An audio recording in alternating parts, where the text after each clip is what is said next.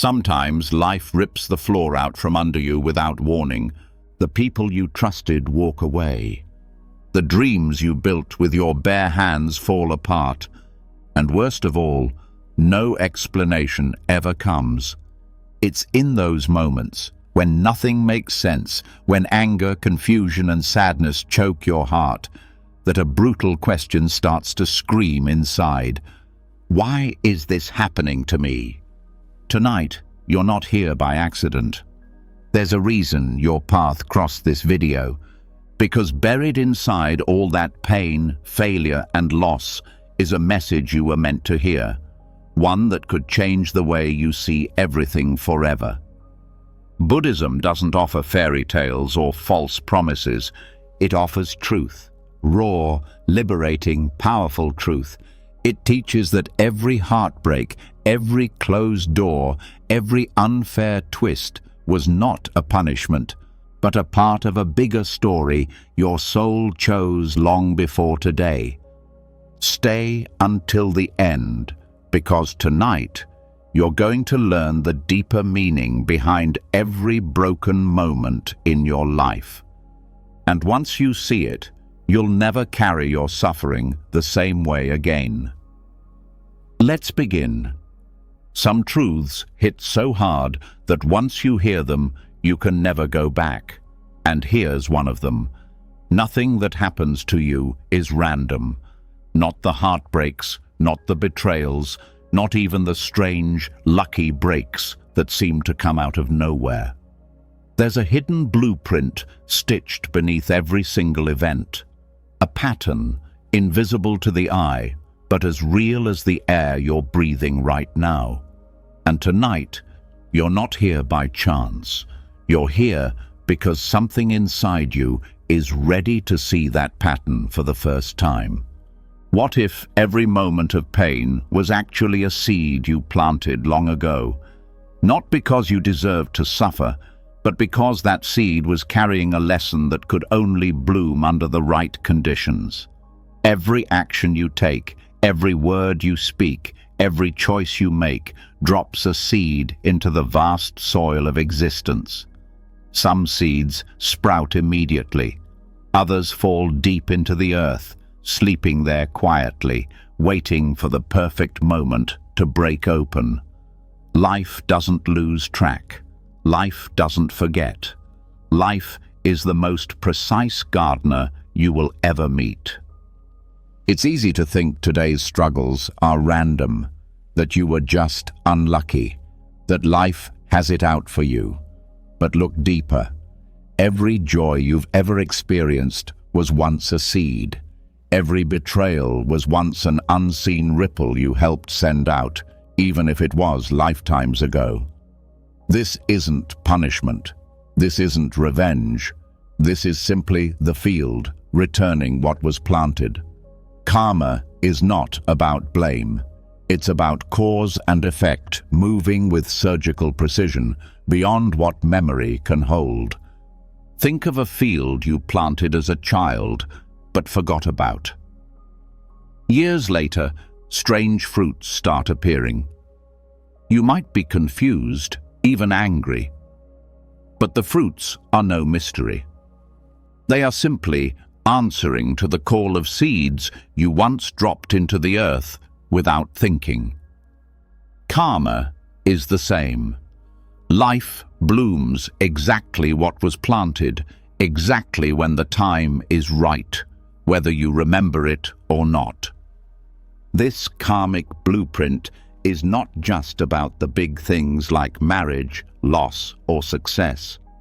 It weaves itself into the tiny, invisible moments too.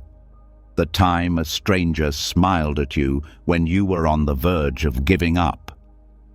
The opportunity that showed up 5 minutes after you decided to trust the path again. The heartbreak that didn't destroy you, but forced you to finally stop living small. These things aren't random. They are karmic echoes, returning at just the right frequency to touch your soul. If you want to know the karma of your past, look at your life right now. If you want to know the karma of your future, look at the choices you are making in this very moment. That can feel like a heavy truth at first. It can make you want to crawl into guilt or blame. But don't. Karma isn't here to trap you. It's here to wake you up.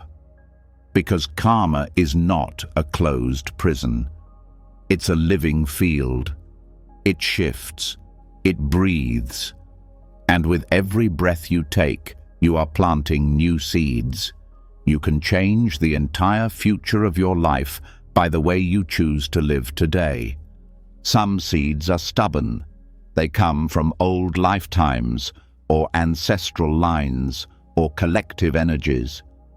But even those can be softened by new seeds. Patience, compassion, forgiveness, courage. These new seeds send roots down into the hard ground of your history and start to break apart the old, hardened patterns. Little by little, breath by breath, you are reshaping your entire karmic garden.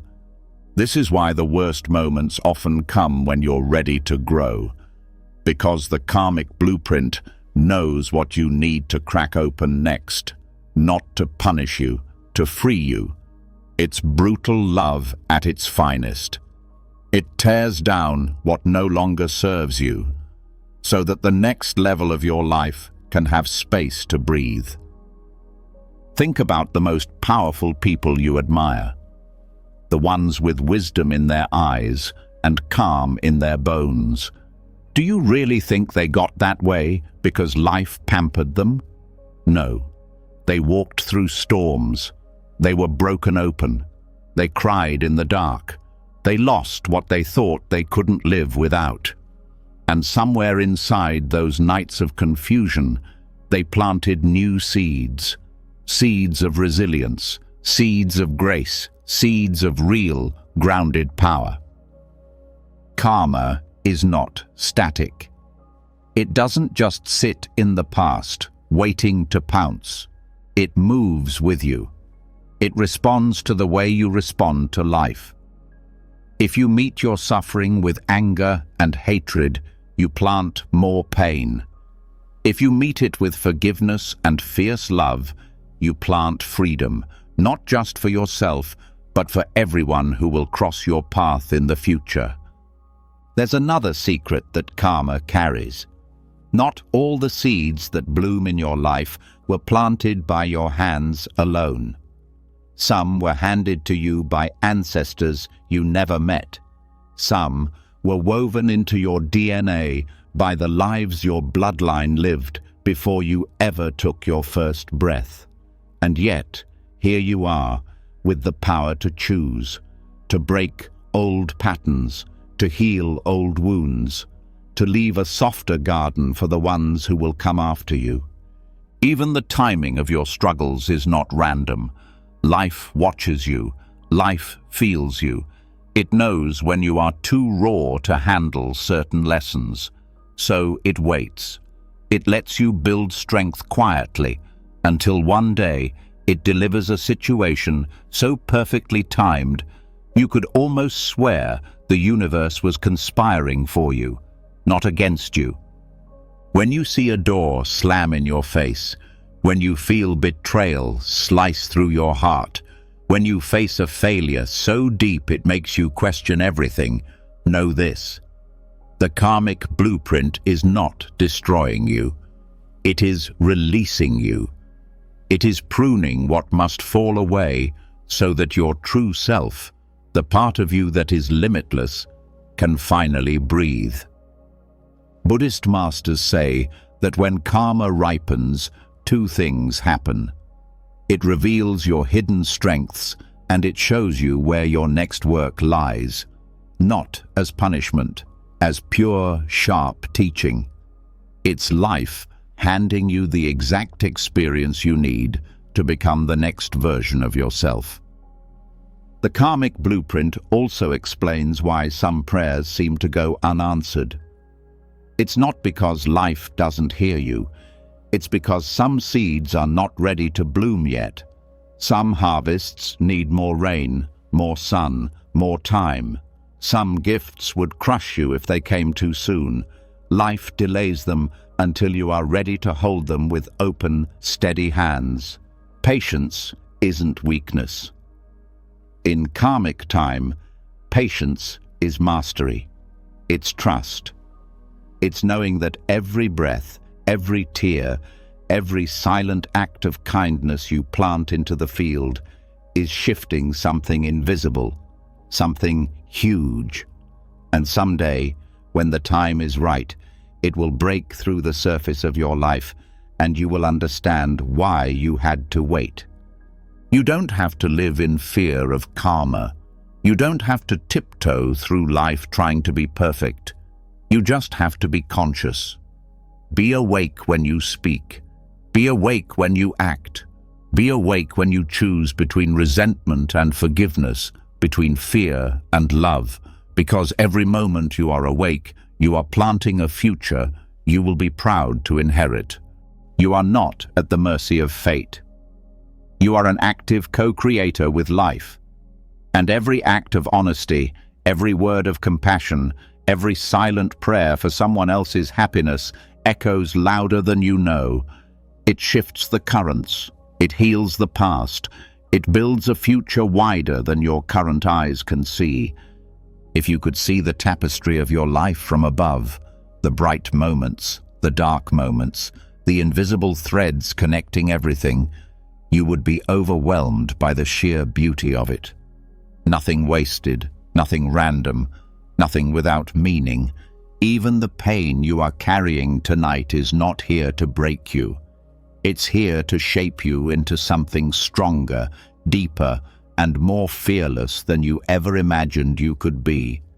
And maybe, just maybe, the seeds you are planting tonight, the ones made of patience, trust, and silent courage, will blossom into a future more beautiful than any dream you thought you lost. Stay with this journey, because what comes next will take you even deeper. Next, we dive into the truth that will forever change how you see your life and everyone else's. How every event, every heartbreak, every coincidence is connected through the river of interdependence, a current that proves nothing stands alone and nothing is meaningless. Keep listening.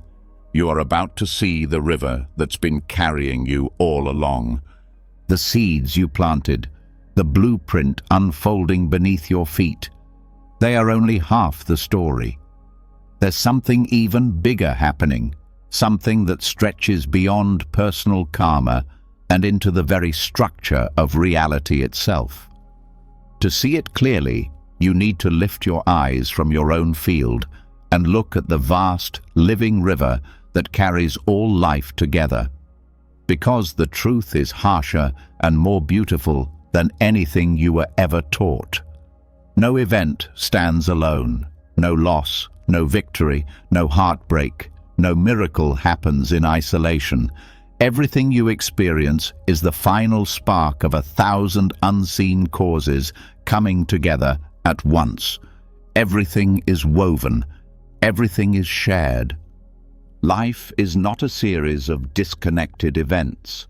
Life is a river where every drop is touched by every other drop. One cause here, another cause there, a ripple across time and space you will never trace fully with the mind, but that you feel deeply when you sit still enough. Nothing is separate. The loneliness you felt on that dark night wasn't created by a single bad day. It was built by layers of experiences, by the absence of certain voices, by the weight of choices made by others and yourself, all rippling together until they formed a tide that washed over you. The joy you felt when someone unexpectedly helped you wasn't just kindness in the moment. It was 100 silent acts of generosity moving through the world, finally reaching you when your heart needed it most. Everything that happens is a crossroads of causes. The words someone speaks to you today might be the echo of pain they swallowed 10 years ago. The opportunity that fell into your lap might be the reward of kindness given by someone else to a stranger you will never meet. The accident you barely avoided was not luck. It was the result of infinite adjustments being made across invisible networks of timing, space, decision, intuition, all meeting at exactly the right fraction of a second to protect you. Life is not chaotic. Life is impossibly intricate, impossibly precise. Even the tragedies you thought were pure destruction carried hidden roots stretching backward into countless lives and choices. Your heartbreak didn't just spring out of nowhere. It was fed by family patterns, societal stories, unhealed wounds passed silently from generation to generation until they found you, asking, begging to be faced and healed at last. The betrayal that shattered your trust was not just about one person's failure. It was about the fear they carried, the traumas they never named, the pressures they buckled under, all converging into a single act of hurt that you now have the chance to transform. The river of interdependence shows that no one suffers alone. Your tears tonight might water the soil for someone else's healing tomorrow. Your courage to stand up today might silently strengthen a stranger you will never meet. And your decision to forgive, though it feels invisible, might break a chain of hatred that has been handed down for centuries. Every act, every thought, every silence sends ripples through the river. You matter more than you know. Your kindness echoes farther than you will ever see. The ancient Buddhist masters taught that if you pull on a single thread, you pull on the entire universe. Nothing can exist independently. A tree cannot grow without soil, without sun, without rain, without countless bacteria nourishing its roots, without the wind carrying its seeds, without the birds that spread its life farther than it could reach on its own. And you, just like that tree, are not a separate being struggling against the world. You are the world. You are the echo of countless kindnesses and countless struggles, all living through you in this moment. When you suffer, it's not just your suffering. It's the weight of 1,000 untold stories converging through your body, asking for witness, asking for healing. When you laugh, it's not just your happiness. It's the flowering of joys fought for by countless ancestors who dared to dream of a softer life. You are never alone, not even for one breath. This understanding doesn't erase your pain, it dignifies it. It gives your heartbreak a home inside a much larger story.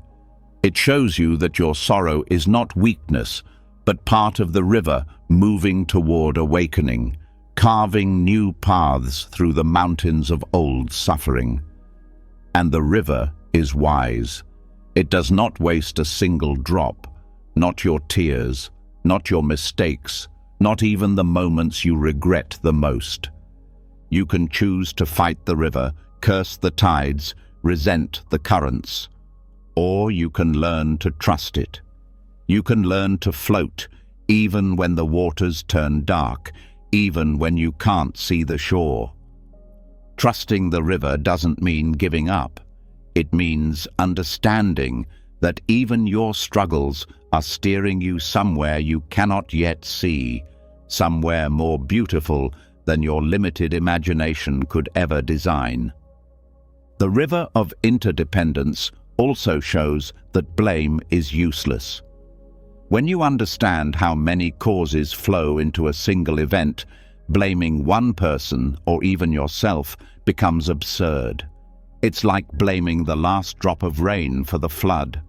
Everything is connected. Everything was moving long before the final moment arrived. Your task is not to point fingers.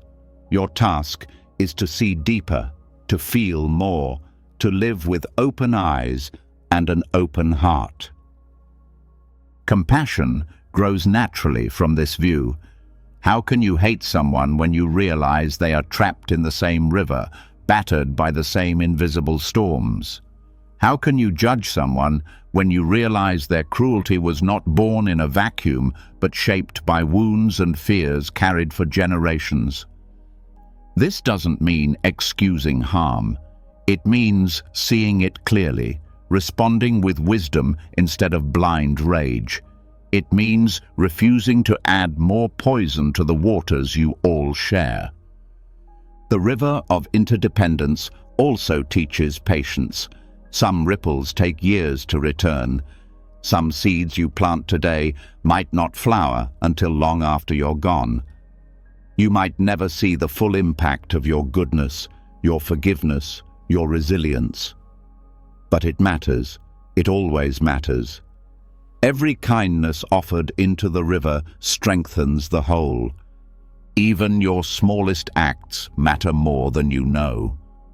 A smile to a stranger on a dark day, a silent prayer for someone you dislike, a moment of honesty when lying would have been easier. These are not small things. They are anchors thrown into the storm, helping steady the world one soul at a time. When you truly see the river, gratitude becomes your natural state. Gratitude not just for the good days, but for the hard ones too. Gratitude for the unseen hands that helped you when you stumbled. Gratitude even for the heartbreaks that cracked your heart open wider than fear ever allowed. Gratitude for being allowed to play even a small part in this vast, mysterious unfolding of life.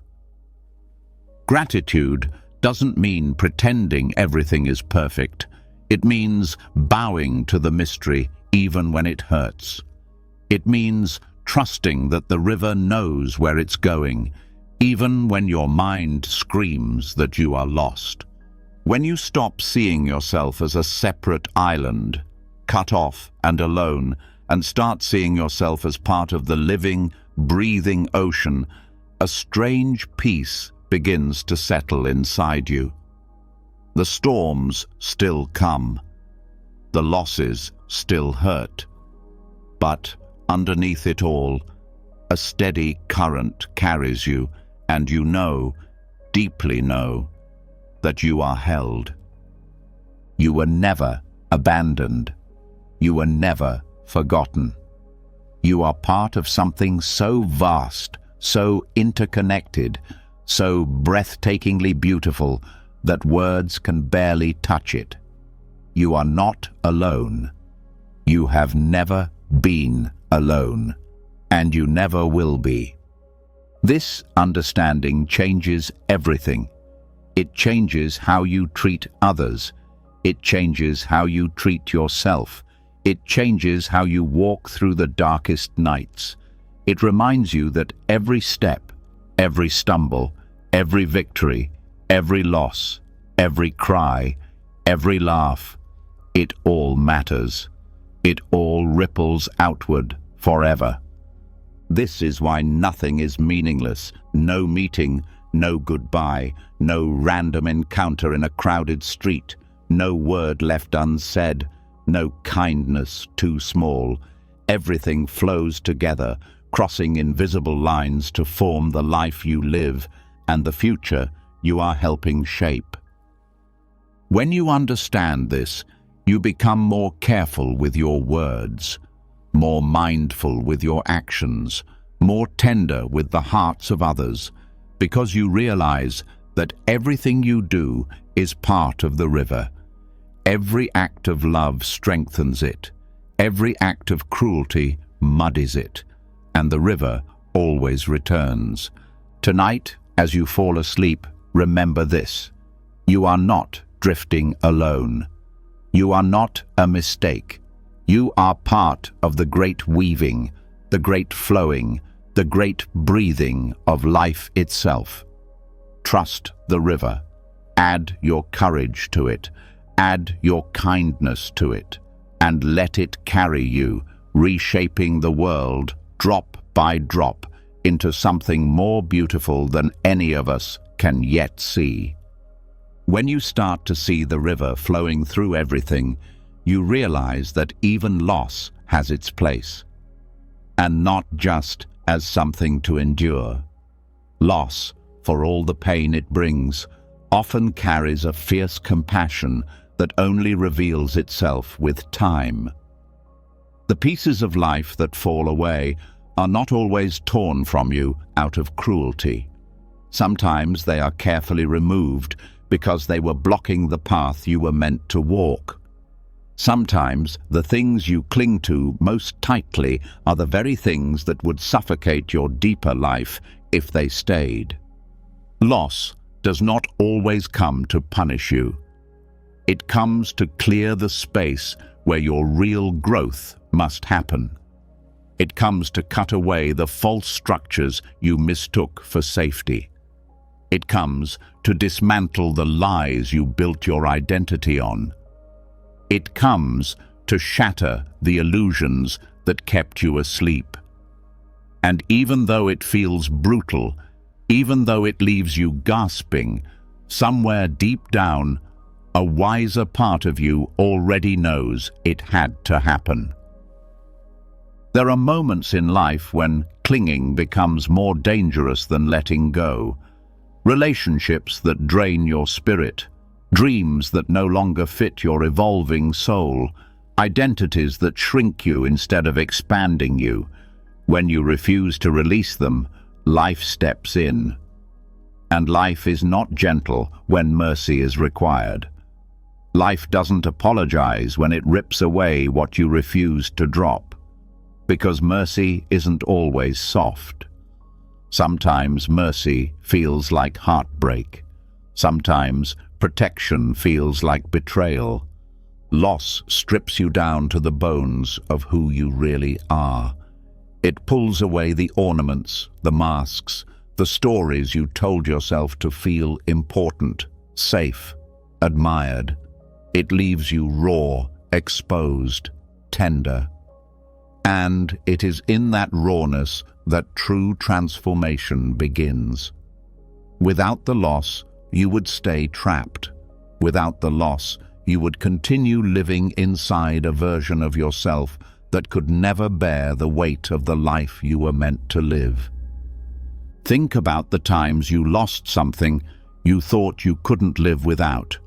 A job, a friendship, a home, a sense of certainty. At first, the ground disappears. You fall. You question everything. You rage against the unfairness. But if you stay long enough in the emptiness, something unexpected starts to happen. New strength grows where weakness lived. New vision rises where blindness ruled. New freedom breathes where fear once choked you. Loss is not destruction. Loss is recreation. Loss is the fire that burns away what is false so that only the true can remain. And true strength does not grow in comfort. True strength is born in devastation, in silence, in rebuilding yourself from pieces you never thought could fit together again. Sometimes life takes away, not because you are being punished, but because you are being saved from dangers you could not see. The relationship that broke your heart might have saved you from a lifetime of slow, spiritual death. The opportunity that slipped through your fingers might have protected you from a future you would have hated. The rejection that humiliated you might have preserved your dignity for something better, something you couldn't even dream about from where you stood back then. Pain blinds you at first. It makes it impossible to see the bigger mercy at work. It makes you curse the sky and question your worth. But slowly, if you are willing to stay open, you begin to see the fingerprints of compassion, even in the losses that shattered you.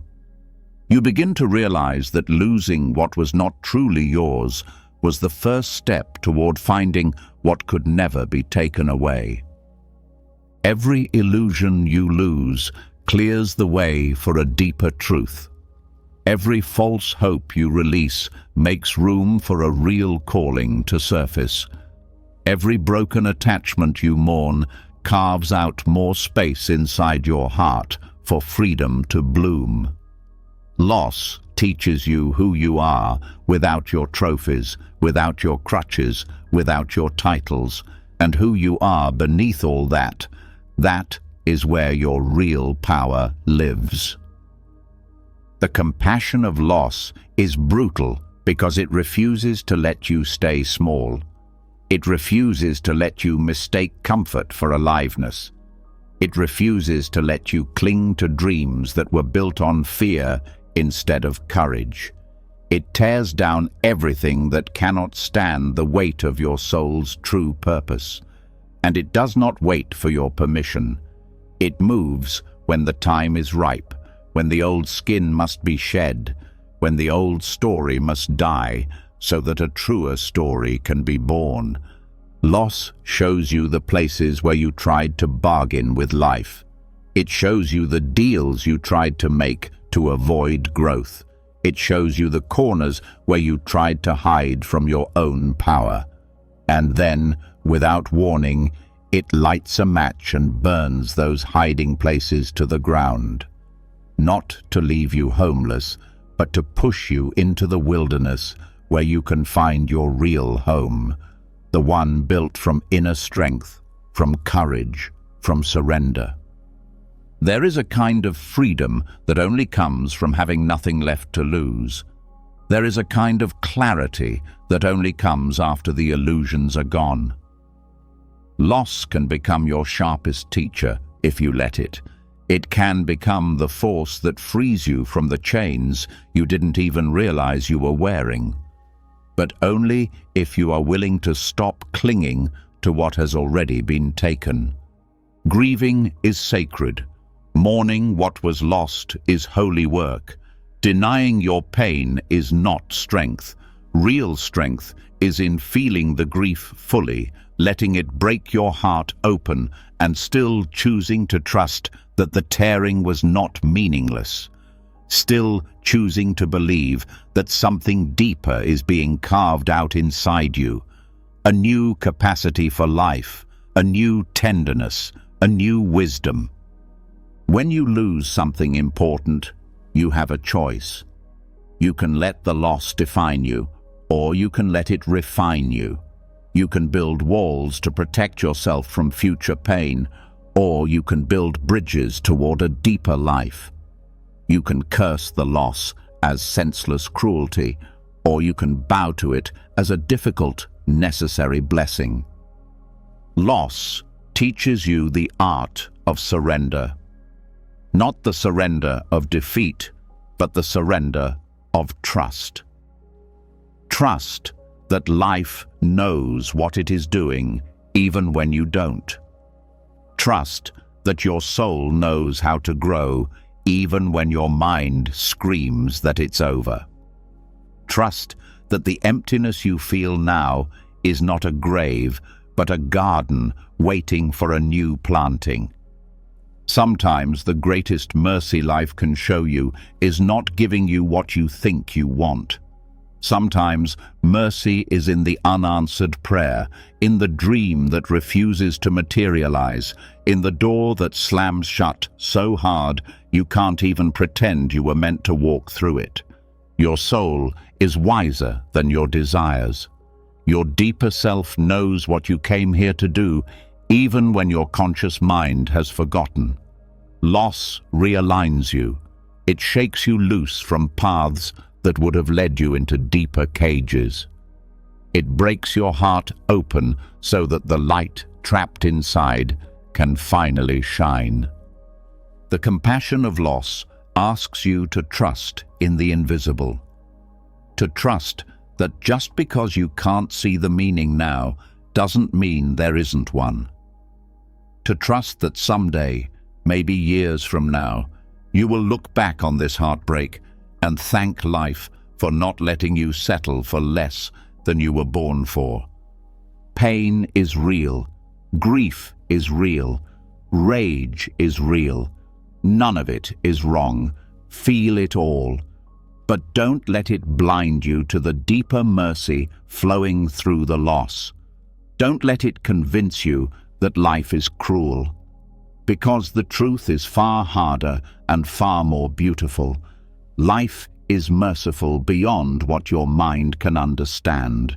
It just doesn't always look the way you want it to. One day you will look back and see that the things you lost were the very things you needed to release in order to become free. One day you will realize that the emptiness you feared was actually the clearing for a deeper, richer life. One day you will bless the losses that once broke you, and when that day comes, you will understand that nothing was ever taken from you without something greater being given in return. Not in the way you expected, not in the form you thought you wanted, but in a deeper, truer way, the way that leads not to comfort, but to awakening. Loss teaches you to let go, but the next stage of growth demands something even harder. It asks you to look at the very people who caused you the most pain, the obstacles that blocked your path, the situations that crushed your pride, and see something you never expected. They were not accidents. They were not mistakes. They were invisible teachers placed directly on your path, carrying lessons that nothing else could have delivered. Not because they were wise, not because they knew what they were doing, but because life itself knew what you needed to awaken. And awakening, as you are learning, is rarely comfortable. The people who hurt you the most often play a sacred role without even realizing it. They trigger the places inside you that were buried. They press against the wounds you tried to hide. They bring to the surface the anger, the grief, the fear that you were too scared to face. And in doing so, they give you a brutal gift. They reveal the parts of yourself still trapped in illusion. Without their pressure, without their betrayal, without their rejection, you might have continued living behind masks that were slowly choking the life out of you. Enemies and obstacles are mirrors. They reflect back the unconscious structures you have built inside your mind. They show you the places where you are still attached to needing approval, to seeking control, to clinging to stories about who you are supposed to be. Every time someone insults you, dismisses you, abandons you, they are peeling back a layer of your ego that was built on shaky ground. And even though it feels personal, even though it feels like an attack, it is really an invitation to go deeper, to let go of who you think you are, to discover a strength that doesn't need defending. The hardest lessons are carried by the people you resent the most. The friend who betrayed you forced you to face your expectations about loyalty. The boss who humiliated you forced you to confront your identity tied to achievement. The lover who left you forced you to examine the illusions you built around love and worth. These experiences rip away the shallow definitions you clung to, leaving you raw, stripped, and unbearably alive. And in that rawness, a deeper self is waiting to be born. A self that is no longer chained to the opinions, actions, or validation of others. The invisible teachers come dressed as enemies because your surface mind resists growth. Comfort is addictive. Familiarity is seductive. Without disruption, without pressure, without discomfort, you would have no reason to question the lies you live inside. Growth is not natural to the ego. The ego wants survival. The soul wants freedom. And freedom often demands the breaking of everything false you built to protect yourself. The Buddhist masters taught that your worst enemy is your greatest benefactor, because they force you to practice real compassion, real patience, real understanding, not just when it's easy, but when every part of you wants to shut down. Without enemies, compassion remains a theory. Without obstacles, patience remains a wish. Without betrayal, forgiveness remains an idea you talk about but never taste. The invisible teachers bring the practice to life. They force it into your bones. They make it real. Obstacles that block your dreams are also teachers. They are not random barriers. They are precision tools placed by life to redirect your energy, to slow you down when your pride outruns your wisdom, to humble you when your ambition blinds you to your deeper needs. When you hit a wall, you have two choices. You can slam against it in rage and resentment, or you can sit down quietly, listen, and ask the deeper question, what is this wall trying to show me about myself? Sometimes the obstacle is there because the timing is wrong. Sometimes it's there because your dream is still rooted in fear or vanity or insecurity, and it must be purified before it can bear fruit. Sometimes the obstacle is protecting you from a path that looks beautiful now, but would have hollowed out your soul if you had continued down it. The obstacle is not your enemy. It is a guardian standing at the doorway of a deeper life. The more you resist your enemies and obstacles, the more you suffer. Resistance strengthens the very ego structures the invisible teachers are trying to dismantle. Anger, blame, and bitterness solidify the illusions instead of dissolving them. But when you soften, when you allow yourself to feel the pain fully without creating new stories of hatred or victimhood, you break the cycle. You allow the lesson to enter. You allow the healing to begin. There is a fierce kind of gratitude that arises when you begin to see your life this way.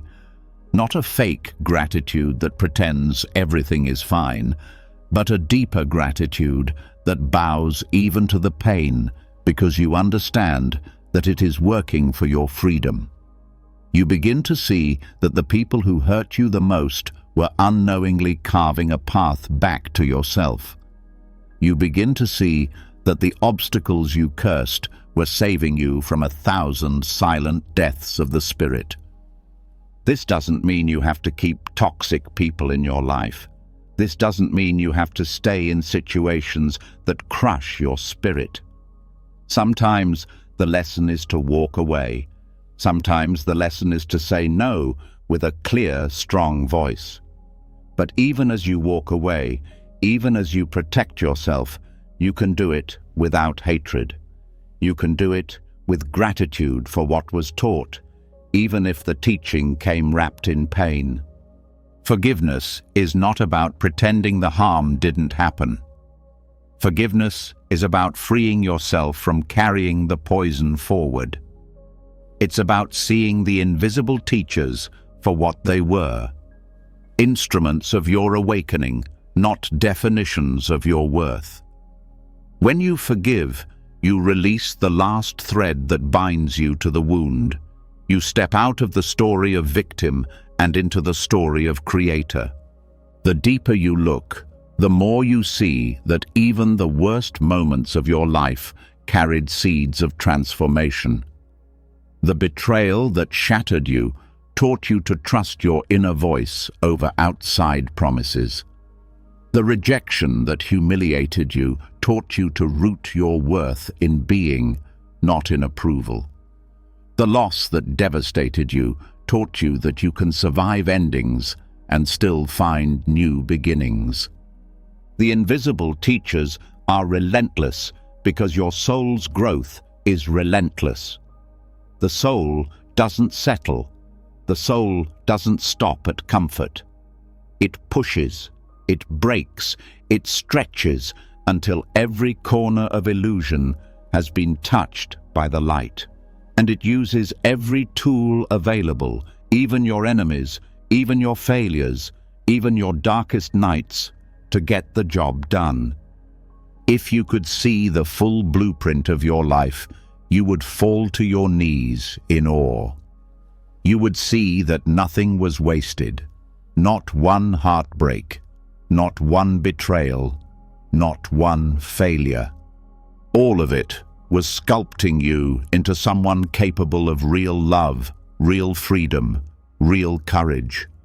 All of it was stripping away the false so that the real could rise.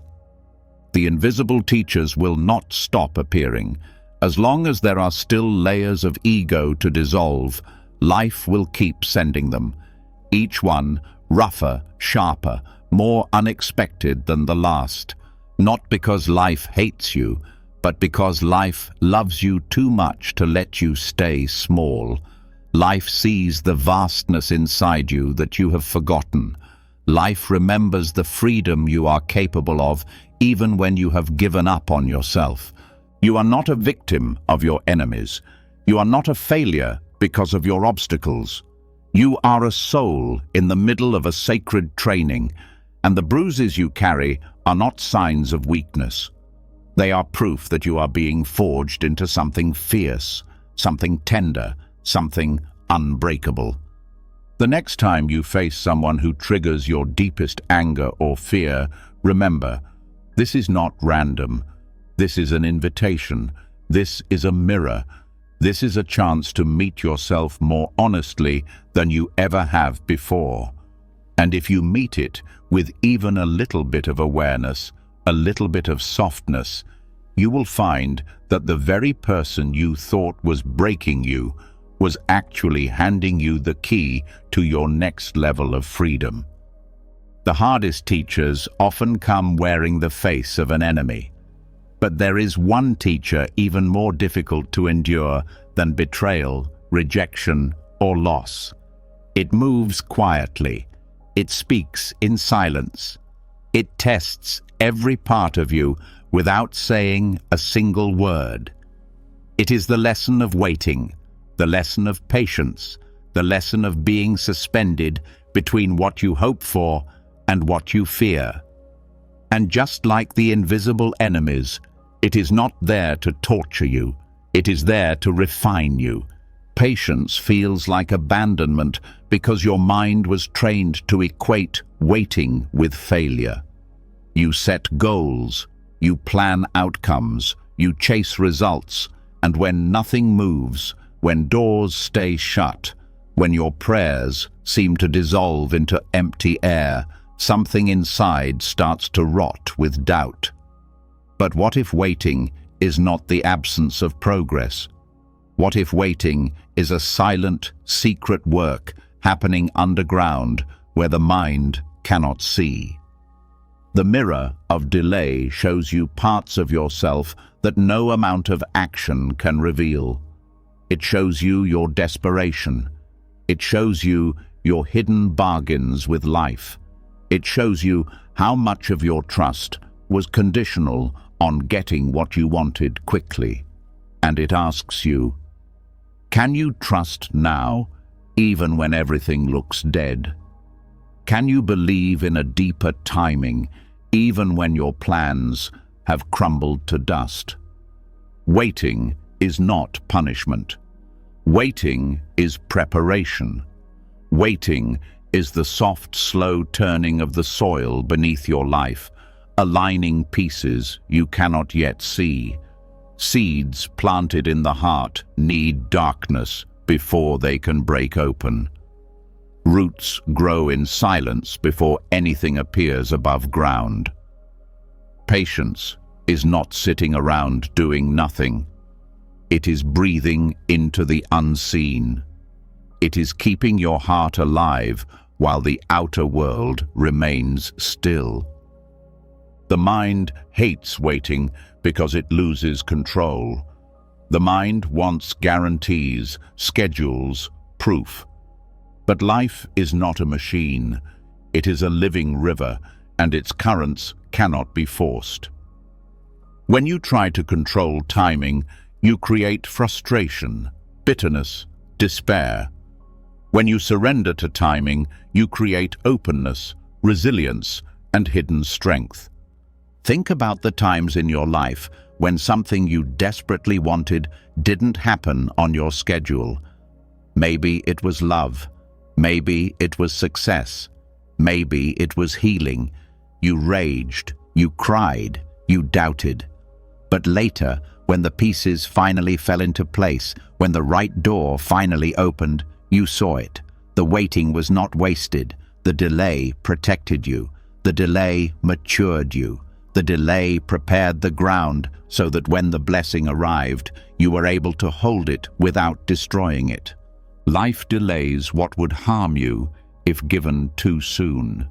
Life delays what would overwhelm you if delivered before your inner roots were deep enough to support it. Life delays what would have fed your ego instead of feeding your soul. Delay is not cruelty. It is protection. It is grace disguised as emptiness. The mirror of delay forces you to see where you have placed your worth. If you cannot be happy unless your goals are met on time, then your happiness was never free. It was chained to conditions. True freedom is being able to stand in the middle of the unknown and still feel your own breath. True strength is being able to say, even in the absence of results, I am whole, I am enough, I am alive. Patience trains you to love the process more than the prize. It trains you to find meaning in the journey itself, not just in the trophy at the end. It teaches you that who you become while waiting is more important than what you eventually receive. Without patience, success becomes a hollow victory. Without patience, love becomes another possession. Without patience, healing becomes another achievement to brag about instead of a real transformation. The waiting is where character is formed. The waiting is where faith is tested and strengthened. The waiting is where you learn to surrender without giving up. To trust without needing constant evidence. To breathe without guarantees. Patience is active, not passive. It demands presence. It demands attention to the small things. It demands that you live fully even when the big things remain unfinished. Patience asks you to find beauty in the partial, in the broken, in the in-between. It asks you to stop measuring your worth by how fast you climb and start measuring it by how deeply you love while standing still. Every period of waiting plants new seeds inside you, seeds of resilience, seeds of clarity, seeds of compassion. The longer the waiting, the deeper the roots. The deeper the roots, the higher the tree can grow when the time finally comes. Without delay, you would sprout too fast, wither too easily, fall with the first strong wind. The mirror of delay also reveals your attachments. If you can only feel joy when specific outcomes appear, then you are not free.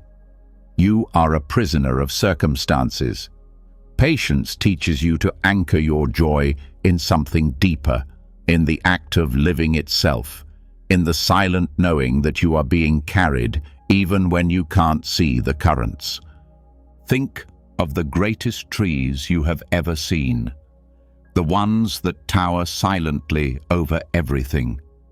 Their power is invisible. Their strength lies not in their visible branches, but in the roots spread deep and wide underground. Those roots took years to grow, years of unseen work, years of silent, patient expansion beneath the surface. And when the storms came, it was not the tallest trees that survived.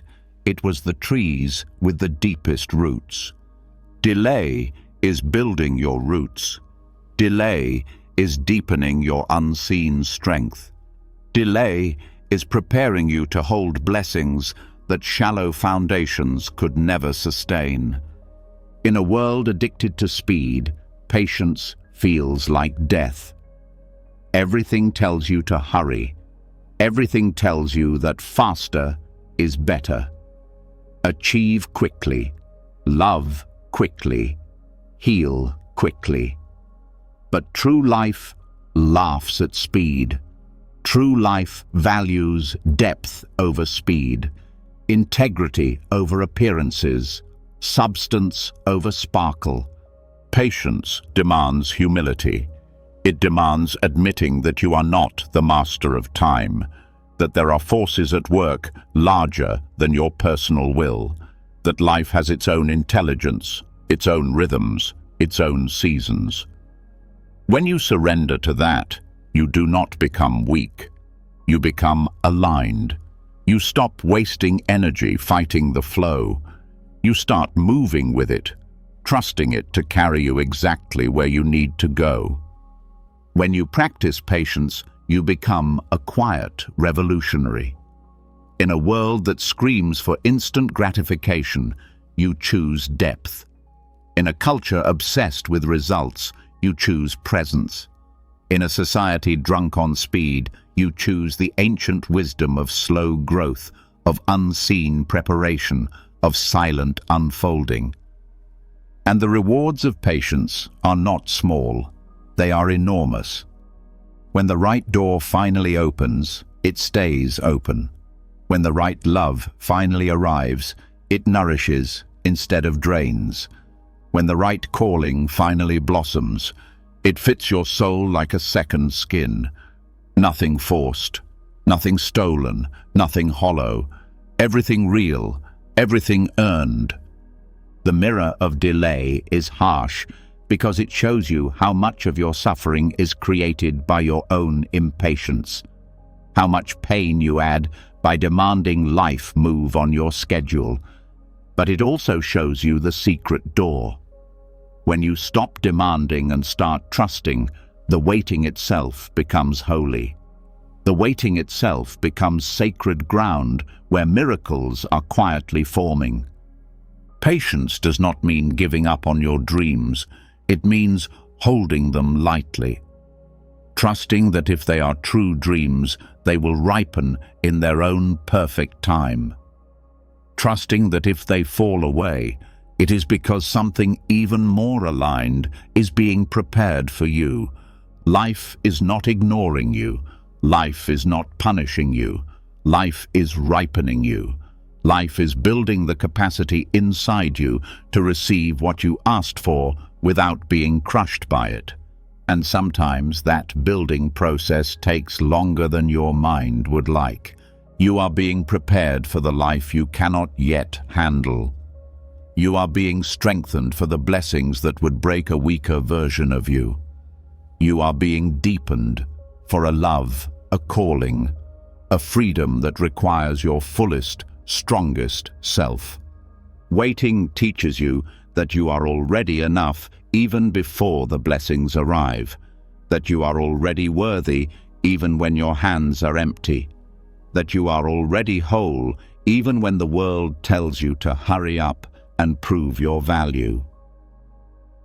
The patience you practice today will become the stability you stand on tomorrow. The trust you cultivate in the silence will become the wisdom that carries you when the storms come. The depth you build in the unseen seasons will become the light you shine when it's finally your time to rise. Stay with it. Stay soft. Stay open. Because just like seeds breaking open underground, just like roots spreading unseen beneath the earth, just like stars forming in the dark belly of the universe. Your life is blooming in ways you cannot yet see. And when the time comes, not your time, but life's perfect time, everything you have been waiting for will unfold with a power and a grace that makes the waiting more than worth it. Waiting teaches you to trust the unseen, but there is another test even sharper, even harder to swallow. It is the test of regret. The mistakes you made, the paths you wish you hadn't walked, the words you wish you could take back, they rise like ghosts from your past, whispering that you failed, that you ruined something precious, that you are too broken to fix. But what if regret itself is not a failure? What if it is part of the awakening you came here to live?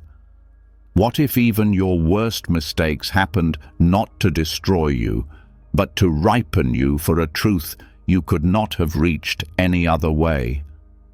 The cosmic timing of regret shows that mistakes do not happen randomly. They happen exactly when they must. They happen when the old self must die, but the new self has not yet been born. They happen at the crossroads between ignorance and wisdom, when the soul, exhausted from pretending, finally stumbles into a new kind of seeing. Regret feels like punishment because it pierces so deeply. It shows you your blindness, your selfishness, your pride, your fear. It shows you the damage you caused, the opportunities you wasted, the love you betrayed. But underneath the shame, underneath the grief, underneath the self-condemnation, something else is moving, the birth of awareness. Mistakes are scheduled for when you are most ready to see what you could not see before. They are timed not to destroy your life, but to shatter the illusions that kept you trapped. Without mistakes, your ego would stay swollen and blind. Without mistakes, you would keep walking the wrong paths, clinging to wrong dreams, building a life out of hollow victories. Mistakes interrupt the momentum of falsehood. They collapse the towers built on sand. When you look back at your life, you can trace the arc of your real growth, not through your successes, but through your failures. It was not the achievements that taught you humility. It was the humiliations. It was not the easy wins that taught you compassion. It was the times you hurt others and had to live with the weight of it. It was not the smooth paths that deepened your wisdom. It was the crooked, broken roads you swore you would never survive. The pain of regret is not there to crush you. It is there to carve out the space for a deeper, truer self to emerge. Without regret, your heart would stay shallow. Without regret, your understanding of love would remain small. Without regret, your empathy for the struggles of others would be thin and hollow. Terrible decisions often come when you are outgrowing an old self, but have not yet learned how to step into the new one.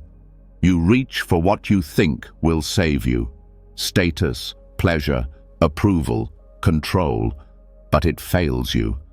And in that failure, you are forced to confront the truth, that what you were chasing was never real, never enough, never yours to begin with. Regret opens your eyes by breaking your heart. It shows you what you valued too cheaply, what you ignored too easily, what you betrayed too quickly. It holds up a mirror not to shame you, but to wake you. It forces you to feel what you made others feel. It forces you to see the ripples of your unconsciousness. And in that seeing, you are no longer who you were. You are cracked open. You are softened. You are changed. There is a mercy hidden inside regret. It does not erase the past, but it transforms the future. It gives you the chance to move differently, to speak more carefully, to love more fully. It hands you the broken pieces of your old self and invites you to build something truer, something kinder, something deeper. Mistakes hurt most when they betray your own deepest values. When you act against your own heart, when you betray your own knowing, the regret that follows is fierce because it is not just about what you did to others. It is about what you did to yourself. You broke your own soul's trust, and the road back is hard, but it is sacred. Every step you take toward realignment, toward honesty, toward redemption, strengthens you in ways success never could. The cosmic timing of regret also shows that not all mistakes are meant to be avoided. Some mistakes are necessary initiations. They strip you of arrogance. They humble your certainties. They expose the fragility of your masks. They invite you into a deeper relationship with reality, one where perfection is not the goal, but presence is. One where you stop trying to be flawless and start trying to be real. Regret teaches you the difference between guilt and responsibility. Guilt freezes you in self-hatred. Responsibility moves you toward repair. Guilt says, "I am bad." Responsibility says, "I made a mistake and I will do better." Guilt keeps you stuck in shame. Responsibility opens the door to healing, for yourself and for others. You cannot erase your mistakes. You cannot undo the harm, but you can transform the meaning of what happened. You can choose to become someone who carries the lessons with humility and kindness. You can choose to live in a way that honors the pain you caused by refusing to pass it forward. This is why the timing of regret matters.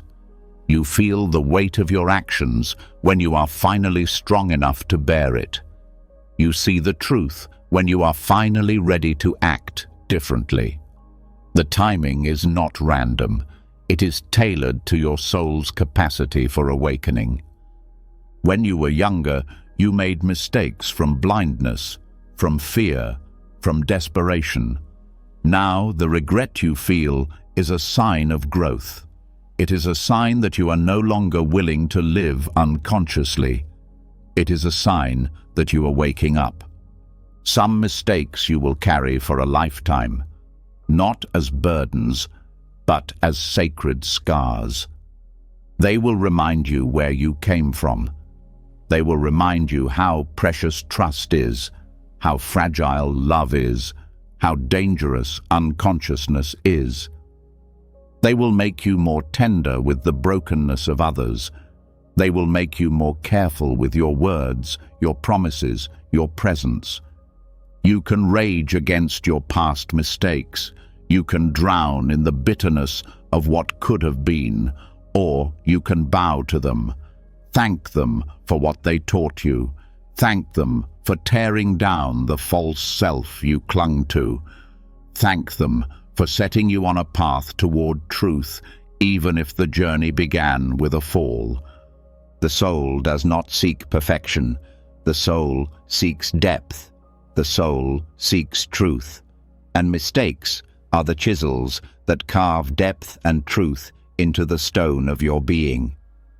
When you see regret not as a punishment, but as a scheduled awakening, you stop fearing failure. You stop pretending you are flawless. You stop clinging to a life sanitized of risks and mistakes. You live more fully. You dare more greatly. You love more fiercely because you know that even if you stumble, even if you fall, life will use it. Life will shape it. Life will turn it into something beautiful if you let it. You are not defined by your worst mistakes. You are defined by how you rise from them, how you learn from them, how you transform because of them. Regret is not your enemy. It is your teacher.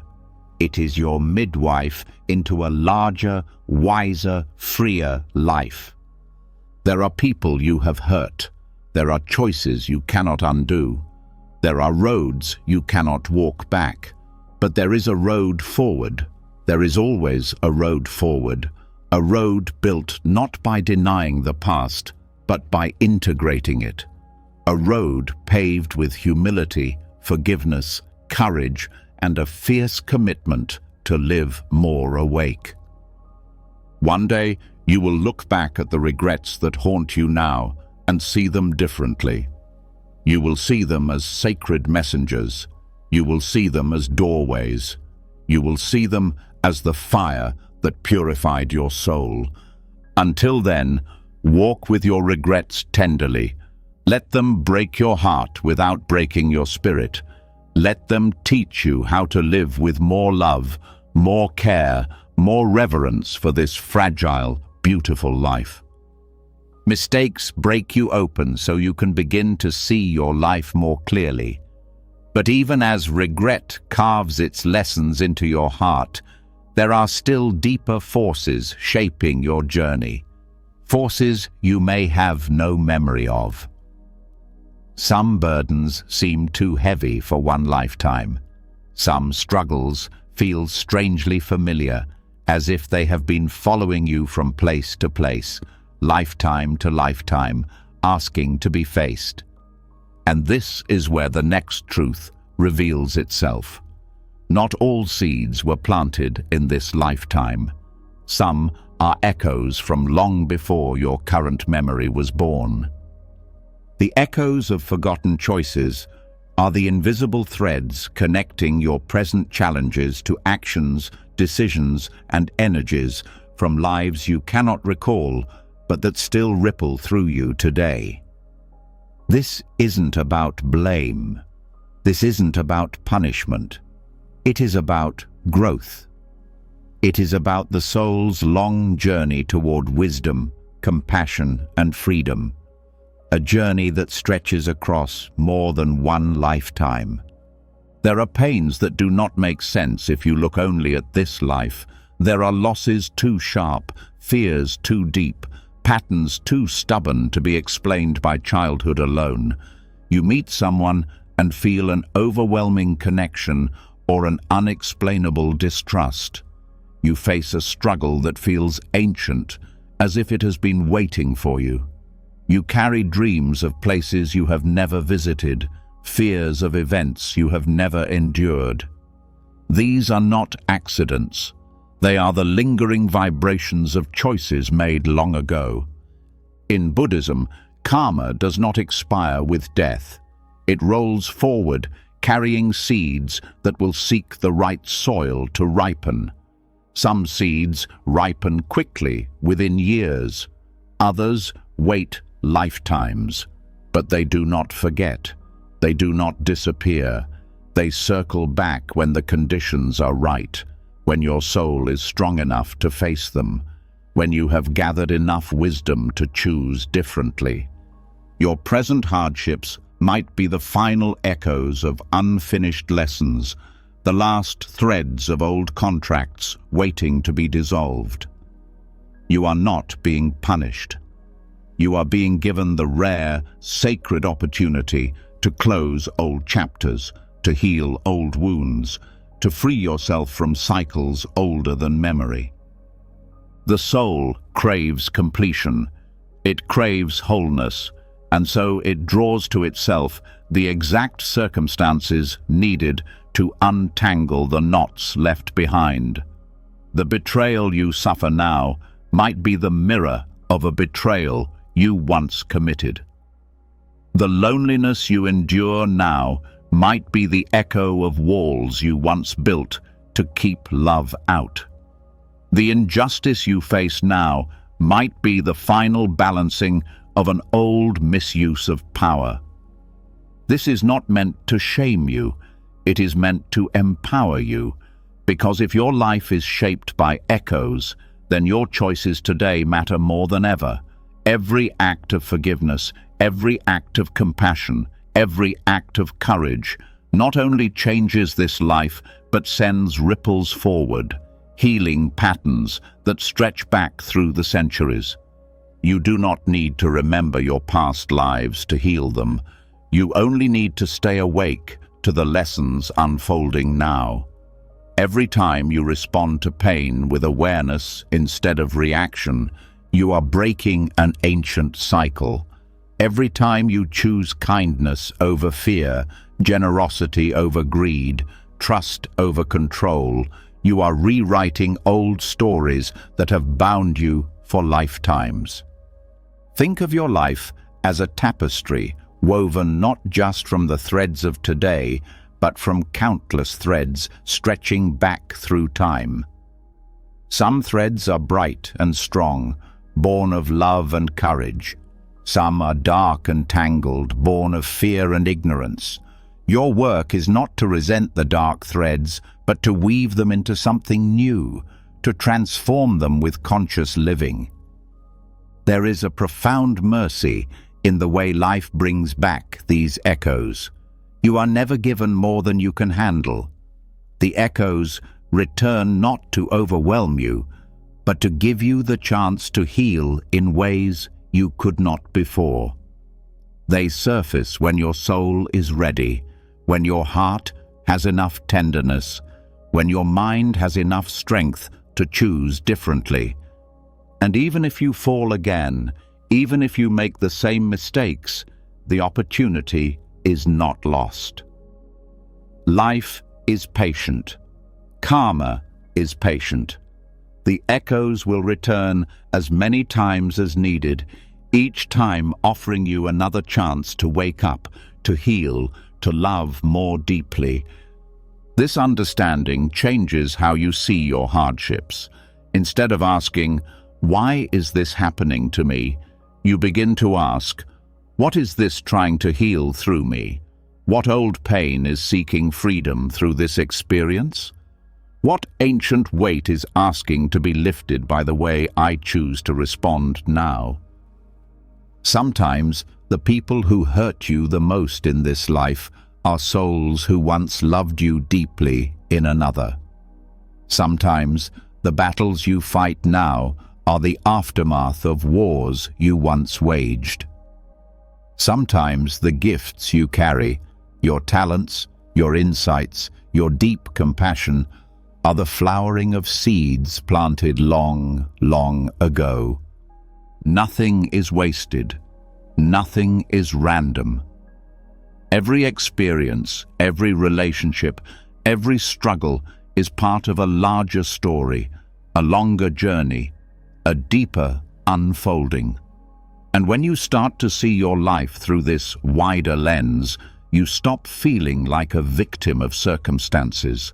You start seeing yourself as a conscious participant in an ancient dance of growth and healing. The echoes of forgotten choices also teach humility. You stop judging others so quickly. You realize that everyone is carrying invisible burdens, wrestling with old wounds, trying, and sometimes failing, to choose love over fear. You stop dividing the world into good people and bad people. You start seeing wounded people, awakening people, people at different stages of remembering who they really are. This humility opens the door to compassion. Compassion for yourself, compassion for others, compassion for the slow, messy, beautiful process of soul evolution. You are not here to be perfect. You are not here to never make mistakes. You are here to heal, to grow, to awaken. And healing is not a straight line. Growth is not tidy. Awakening is not clean. It is messy, chaotic, painful, miraculous. It moves in spirals, not straight lines. It revisits old wounds with new eyes, deeper understanding, greater tenderness. Sometimes you will be asked to forgive without an apology. Sometimes you will be asked to let go without closure. Sometimes you will be asked to love without guarantees. These are not tests of cruelty. They are opportunities for freedom.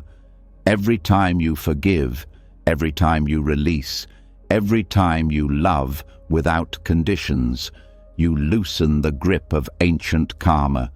You break old chains.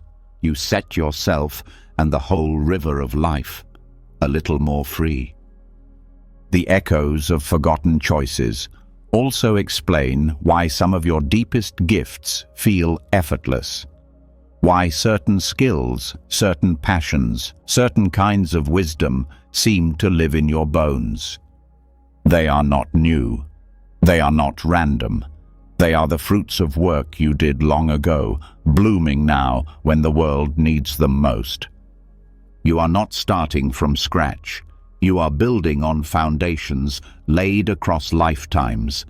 And the work you do now, the healing you embrace, the love you cultivate, the truth you speak, will ripple forward, carrying blessings to future lives you cannot yet imagine.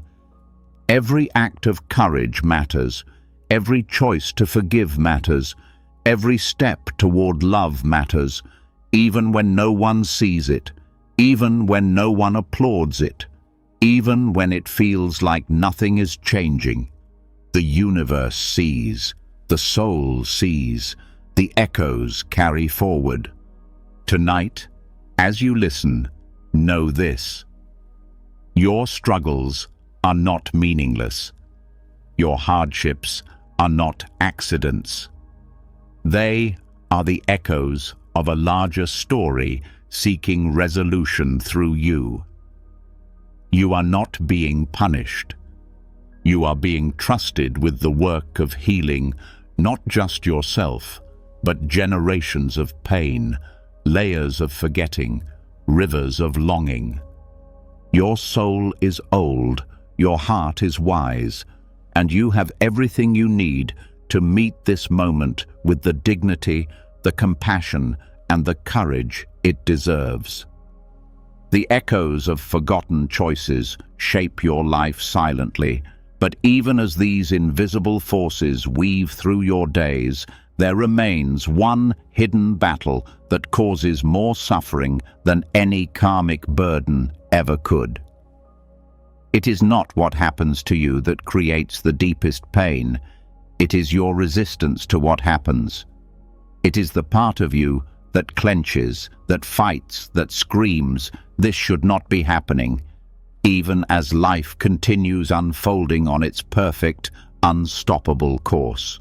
Tonight, you will see that the true art of freedom lies not in controlling fate, but in learning how to stop resisting it. The art of non-resistance is not weakness. It is not giving up. It is the highest form of strength, the kind that looks life in the face, even when it brings devastation, and says, "I will not waste my life fighting what already is." Resistance magnifies suffering because it pits you against reality. It traps you in a war you can never win. You cannot unhappen the heartbreak. You cannot undo the betrayal. You cannot reverse the diagnosis, the loss, the closing of doors you desperately wanted to stay open. Fighting reality is like trying to swim upstream against a raging river. It exhausts you, it breaks you, and worst of all, it blinds you to the hidden blessings carried by the very events you are rejecting. Acceptance is not about loving pain. It is about stepping into alignment with the truth that what is, is. It is about saying yes to this moment, even if it is not the moment you wanted. It is about trusting that something bigger is at work, even if your mind cannot yet see the pattern. When you accept what is happening, you free up all the energy you were wasting on resistance. That energy can now flow into healing, into learning, into adapting, into creating. Acceptance does not shrink your power. It unlocks it. Think of a tree in a storm. The trees that try to stand rigid against the wind snap and break. The trees that bend, that move with the force instead of against it, survive. They are not weak. They are wise. They understand the nature of life is movement, change, impermanence. They flow with it instead of against it. This is the art of non-resistance. Every time you resist reality, you create a second layer of pain. The first pain is the event itself, the loss, the betrayal, the failure. The second pain is the story you tell about it. This should not have happened. This is unfair. This ruins everything. The first pain is inevitable. The second pain is optional. And the second pain often hurts far more and lasts far longer than the first. Non-resistance does not mean you feel nothing. It does not mean you pretend to be happy when you are heartbroken. It means you feel fully what is happening without adding the extra suffering of fighting it. You let grief move through you. You let rage burn and pass. You let fear rise and fall. You experience the emotions without becoming imprisoned by them. You become the space through which pain moves, not the prisoner locked inside it. When you resist, you freeze. You contract. You stop flowing with life. You cut yourself off from the river that could be carrying you to places you cannot yet imagine. Resistance traps you in the past. Acceptance opens the door to the future. Non-resistance also reveals hidden pathways.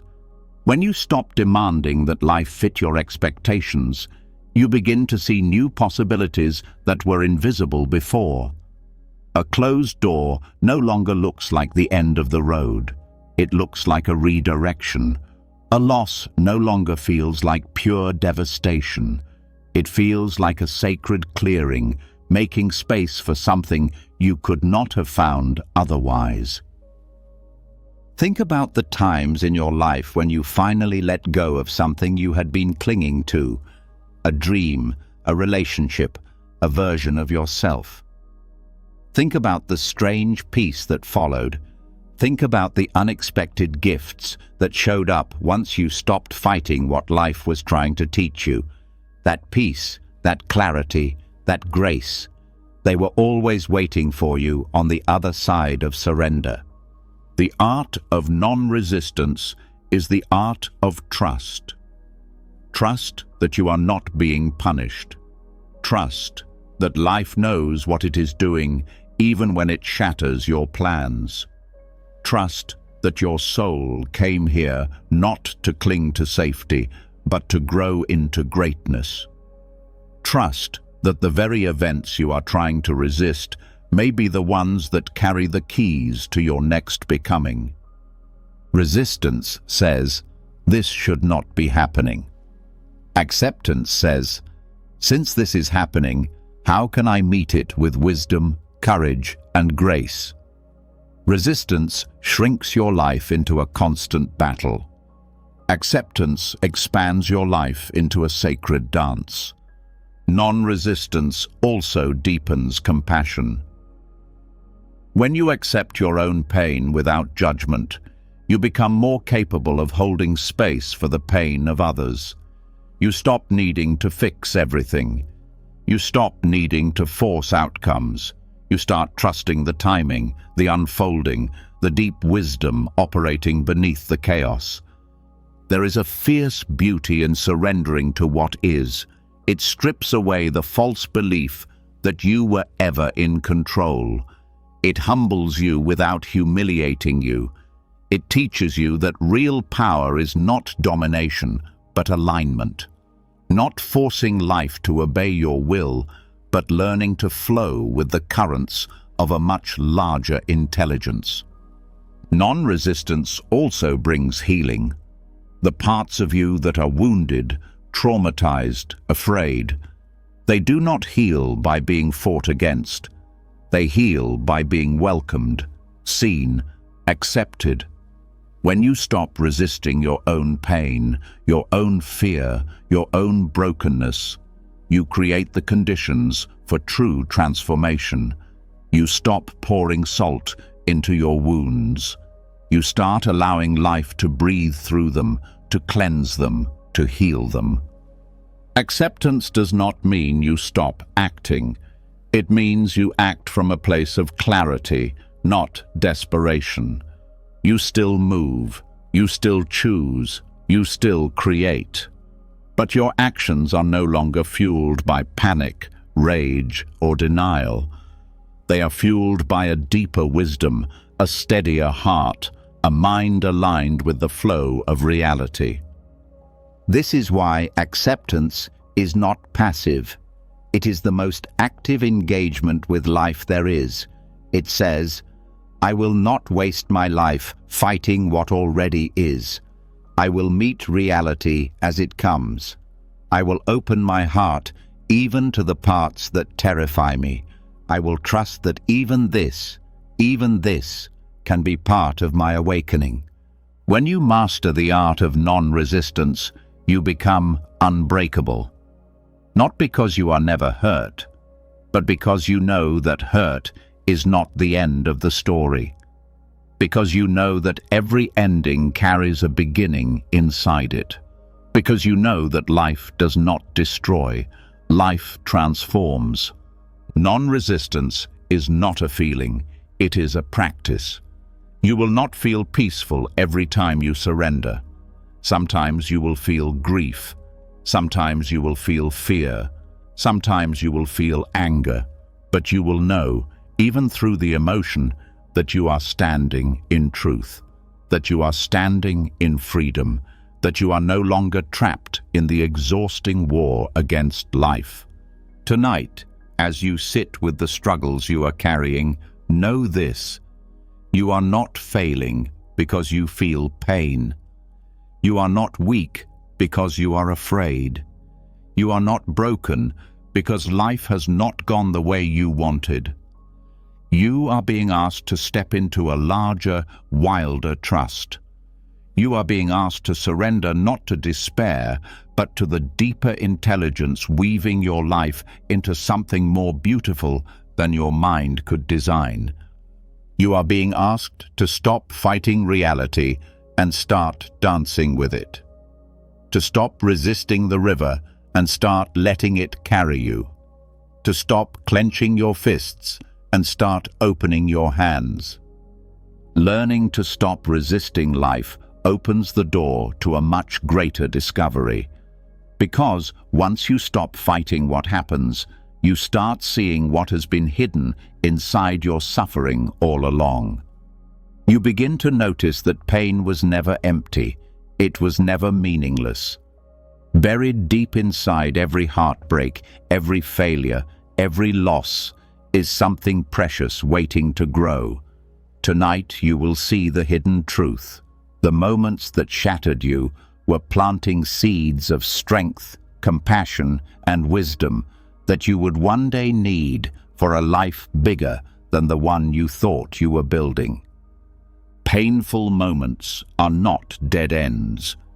They are beginnings disguised as endings. They strip away the surface so that something deeper can take root. They break down false dreams so that truer ones can rise. They tear open the shell of who you thought you were so that who you really are can finally breathe. When you look back at the hardest seasons of your life, you will not just see the scars. You will also see the skills you gained without even realizing it. The resilience built in the nights you thought would never end. The compassion born in the moments when your own heart was breaking. The strength forged when you stood back up after being knocked down harder than you ever thought you could survive. The seeds planted in pain are slow to sprout. They grow underground first, unseen, feeding on your tears, your doubts, your silent prayers. They do not reveal themselves immediately. They need time. They need patience. They need the kind of nurturing that only comes from living with open hands and an open heart, even when it feels safer to close everything down. Pain teaches you things comfort never could. It teaches you how to keep breathing when every part of you wants to give up. It teaches you how to find beauty in the small things when the big things fall apart. It teaches you how to walk through the world with tenderness because you know what it feels like to be shattered. Without your pain, you would not be who you are becoming. Without your losses, you would not have the depth to carry the blessings that are coming. Without your heartbreaks, you would not have the eyes to see the sacredness of what remains. Pain does not just wound you. It shapes you. It sharpens you. It humbles you. And in doing so, it prepares you for missions you cannot yet see. There are strengths inside you now that were born from nights you cried alone. There is a wisdom in your bones that was forged in the fire of your mistakes. There is a kindness in your touch that grew because you know how it feels to be unseen, unheard, unloved. These gifts were not given to you easily. They were earned, and they are yours to carry forward, not as burdens, but as medicine for a world that desperately needs what only you can offer. Sometimes your greatest contribution to the world will not come from your successes.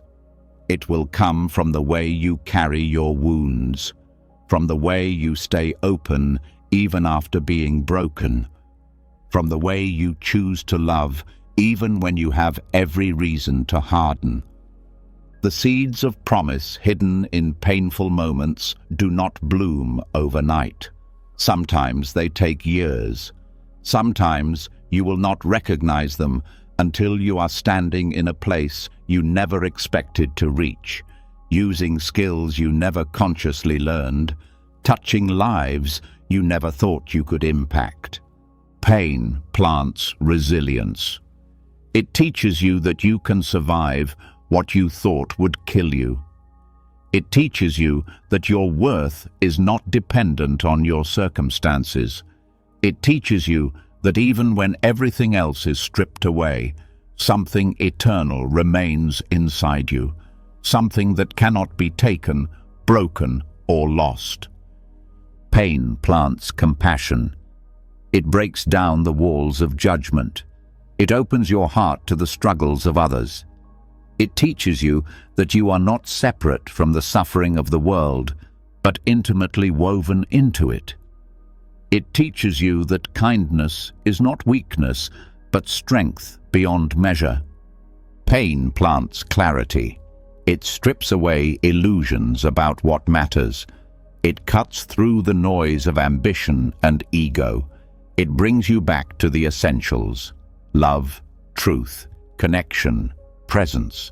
It helps you see with new eyes, not the eyes of fear or greed, but the eyes of understanding. Pain plants purpose. It awakens you to the ways you can serve.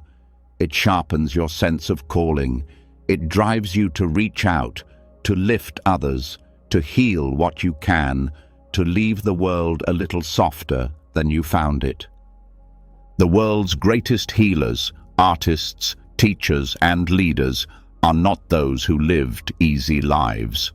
They are those who were broken and rebuilt, those who walked through darkness and carried back light, those who fell and rose not once but 100 times, carrying the invisible seeds of their suffering as gifts for the rest of us. Your pain is not wasted. Your struggles are not meaningless. They are shaping you into a vessel strong enough to hold more love, more wisdom, more courage than you ever thought possible. Every time you stayed kind when you could have become bitter, you planted a seed. Every time you stayed soft when it would have been easier to harden, you planted a seed. Every time you kept walking when you wanted to collapse, you planted a seed. And these seeds are growing even now, even in the dark, even in the silence. There are gifts inside you waiting to be revealed. Gifts born from the very moments you thought would destroy you. They are not signs of weakness. They are proofs of your becoming. They are the invisible promises life made to you when you agreed to walk this human path, that every tear would water something sacred, that every scar would sketch the outline of a deeper beauty, that every breaking would make more space inside you for light. One day, perhaps when you least expect it, you will find yourself standing in a place that feels strangely familiar, a place where the strengths you grew in your darkest hours fit perfectly into the needs of the moment, a place where the lessons you learned through suffering become the exact tools needed to heal, to teach, to lead, to love. And you will know that none of it was wasted, none of it was random, none of it was meaningless. You will know that the seeds hidden in your pain were never dormant. They were waiting for you to be ready, waiting for the world to need exactly the kind of wisdom only you could bring. The seeds planted in your painful moments are not isolated accidents. They are part of something far larger, something that your mind struggles to see, but that your heart has always known. Because even when life feels broken, even when everything seems random or cruel, a deeper order is moving underneath. Nothing you have lived through is wasted. Nothing you have lost has been in vain. Tonight, you will step into a truth so vast and so humbling that once you see it, you will never walk through your life the same way again. Life is not a series of disconnected accidents. It is a grand choreography, a breathtaking dance of causes and effects, heartbreaks and healings, failures and awakenings, all woven together into a masterpiece too vast to be seen from the ground. When you are close to the pain, all you see is the sharpness of the break. All you feel is the sting of what has gone wrong. But if you could rise higher, if you could lift above the immediate moment, you would start to see the hidden threads tying everything together. The betrayal that forced you to find your own strength. The loss that stripped away your illusions so that real love could find you. The failure that shattered your pride and opened the door to a calling far more authentic than the one you first chased. Every step, every misstep, every tear has been part of a greater pattern, one that your soul has been weaving with infinite care. From the ground, it looks like chaos. From above, it is perfect symmetry. Life does not make mistakes. Life does not waste sorrow. Every heartbreak fits perfectly into a larger rhythm. Every disappointment is stitched into a wider design. Every delay, every detour, every collapse is part of the architecture of your becoming. The mind rebels against this truth because the mind wants linear progress. The mind wants predictable outcomes. The mind wants control. But the soul knows better. The soul moves in spirals, in cycles, in sacred patterns that often only make sense years later, sometimes only when the whole journey can be seen at once. Think about the biggest turning points in your life, the friendships that changed you, the loves that awakened you, the endings that freed you. How many of them came from plans you carefully made? How many of them arrived through the back door of heartbreak, disappointment, loss? The most important chapters of your story were not the ones you wrote with your conscious mind. They were the ones life wrote through you, sometimes with a pen dipped in sorrow, sometimes with a brushstroke of grace so subtle you didn't even recognize it at the time. The grand choreography moves not just through your personal life, but through the lives of everyone you meet. Every soul you encounter is part of the dance. Every meeting, every parting, every silent moment of recognition fits into the unfolding. Sometimes you are the one who offers a gift without knowing it. Sometimes you are the one who receives healing from a stranger. Sometimes you are the one who teaches through your presence, your patience, your willingness to stay kind, even when you have every reason to close your heart. You are not alone in this dance. You are not dancing blindly. You are being guided, not by an external force manipulating you, but by the deeper intelligence within you, the part of you that remembers what your surface mind has forgotten. This choreography is not designed for your comfort. It is designed for your awakening. It bends circumstances. It rearranges timelines. It weaves heartbreak and triumph together so that you can become the fullest version of yourself. It does not settle for making you happy for a moment. It aims to make you free forever. This is why things fall apart when you cling to what must be let go. This is why doors slam shut when you keep trying to walk down the wrong paths. This is why people leave when their part in your story is complete. Not because life is cruel, but because life is merciful beyond comprehension. Life loves you too much to let you stay where you are not meant to be. The grand choreography also explains the strange timing of events. Why opportunities come when you least expect them. Why people appear in your life at exactly the moment you need them. Why certain dreams wither so that better ones, the ones you didn't even know you carried, can take root. Timing is not random. Timing is sacred. Every delay, every rejection, every sudden change of direction is a realignment. It is life saying, not this way, not yet, not like this. It is life saying, trust me, I see the whole map, and you are only looking at one street corner. The deeper you trust this choreography, the more peace you feel even in the middle of chaos.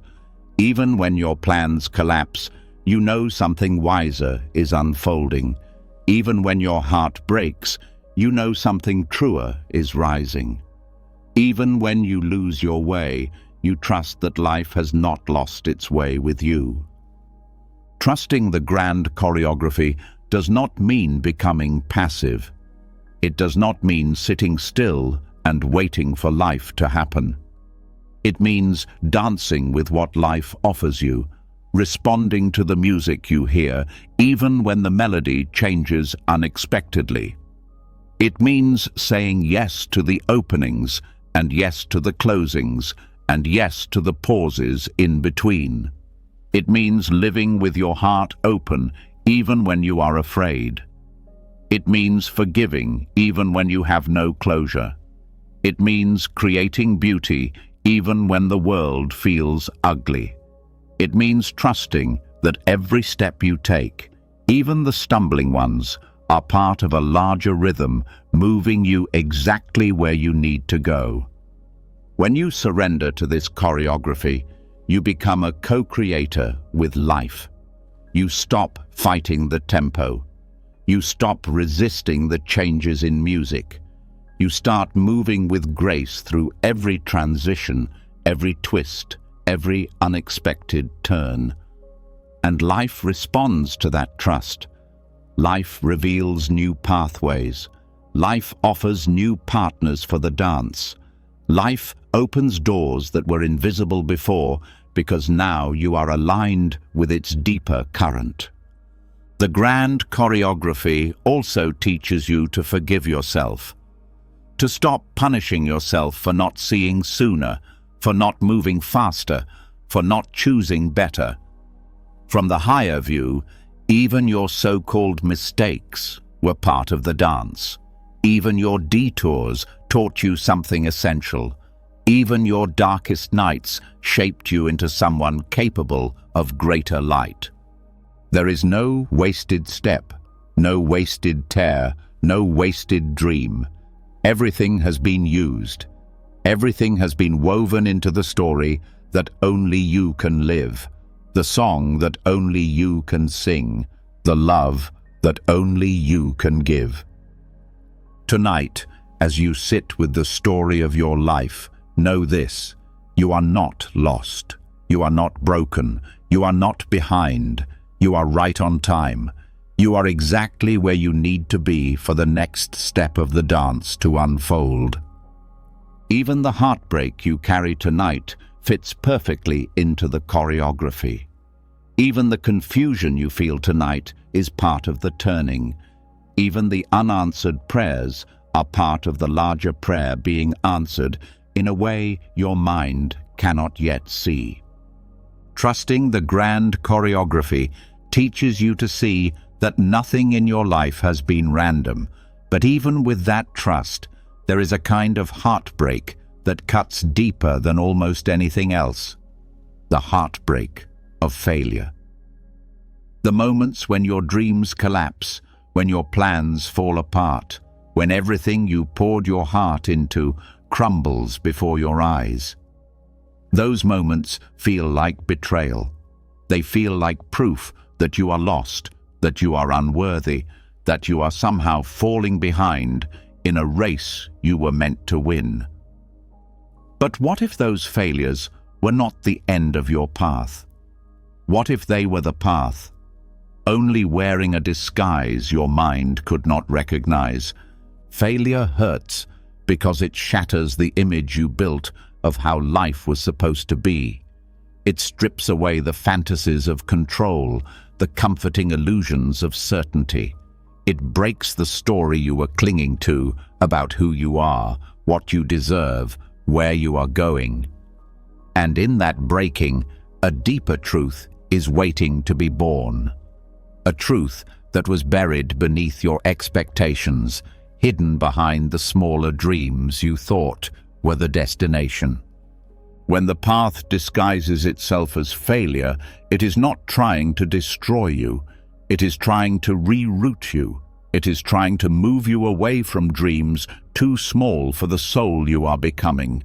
It is trying to break attachments to outcomes that would have limited you, trapped you, drained you. It is trying to wake you up to possibilities you could never have seen from inside the old story you were living. Think about the times when you failed hardest, the job you lost, the relationship that ended, the opportunity that slipped through your fingers. At first, it felt like death. It felt like a door slamming so hard that the whole world shook. But later, sometimes much later, you could see that door needed to close. You could see that what you were chasing would not have fulfilled you, would not have honored you, would not have led you where your deeper life was waiting. Failure does not mean you are unworthy. Failure does not mean you are off course. Failure often means life is intervening before you waste years climbing a ladder, leaning against the wrong wall. Failure often means you are being spared a deeper suffering you cannot yet see. Failure often means you are being prepared for a dream bigger than the one you were brave enough to name. The mind defines success in narrow terms: achievement, approval, recognition, security. But the soul defines success differently. For the soul, Success means growth. Success means awakening. Success means aligning with the deeper currents of life. And sometimes, the only way to realign a soul that is drifting is to let the surface life collapse. You are not being punished when you fail. You are being redirected. You are being invited into a deeper relationship with yourself, with life, with truth. The collapse of the old dreams creates space for something real to enter, something not built from fear or ego or the desperate need to prove your worth, but built from your actual essence, your true calling, your authentic heart. The pain of failure is real. The grief is real. The fear is real. Feel it all. Honor it all. But do not let it define you. Do not let it convince you that your life is broken. Your life is not broken. It is being remade. The most important opportunities of your life often hide behind doors labeled failure. The relationships that truly nourish your soul often arrive after the ones you thought would save you fall apart. The work that truly fulfills you often emerges after the careers you built your identity on collapse. The freedom you secretly longed for often blooms only after the structures you depended on crumble. When the path disguises itself as failure, it is asking you to trust not the map you drew, but the compass inside you. It is asking you to walk forward even when you cannot see where the road leads. It is asking you to believe that even in the ruins, seeds are being planted. Even in the ashes, something sacred is rising. The stories of transformation that move the world are not stories of uninterrupted success. They are stories of falling and rising, of losing and finding, of breaking and becoming.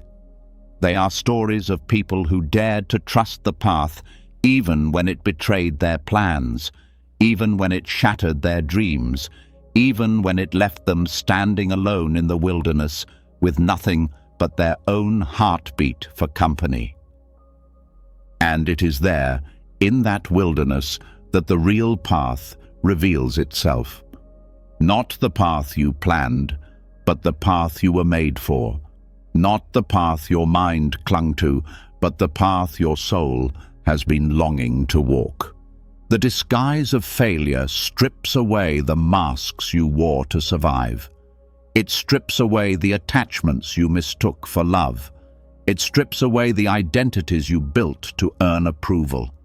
And what is left, after the storm has passed, is something fierce and tender and unbreakable. What is left is the real you.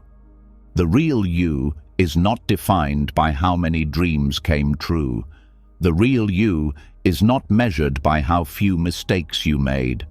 The real you is defined by how you rise after falling, by how you love after losing, by how you stay open after breaking. Failure humbles you. It teaches you that you are not in control. It teaches you that you cannot force life to bend to your will. But it also teaches you that you are stronger than you ever knew. It teaches you that you can survive endings. It teaches you that you can begin again and again and again without losing the best parts of yourself. When you start to see failure not as the end, but as a sacred detour, you stop fearing it. You stop avoiding risks just to protect your pride. You stop settling for safe lives that starve your soul. You start daring more, loving more, living more. You realize that failing does not make you a failure. Refusing to grow from failure is the only true defeat. And you refuse to be defeated. You refuse to let heartbreak close your heart. You refuse to let loss harden your soul. You refuse to let fear shrink your dreams.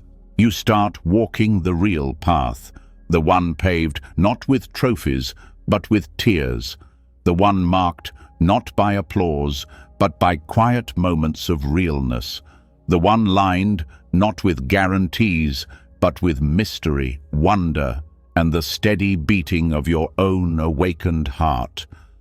And somewhere down that road, perhaps sooner than you expect, you will look back and bless the failures that once broke you. You will see that they were not detours, they were shortcuts to your true life. You will see that what you thought was the end was actually the beginning of everything real.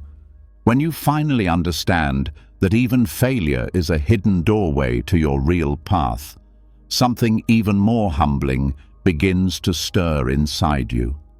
A quiet suspicion that maybe life has always been more organized, more deliberate, more sacred than you ever dared to believe. Maybe it's not just random pain followed by random blessings. Maybe it's not chaos occasionally interrupted by luck.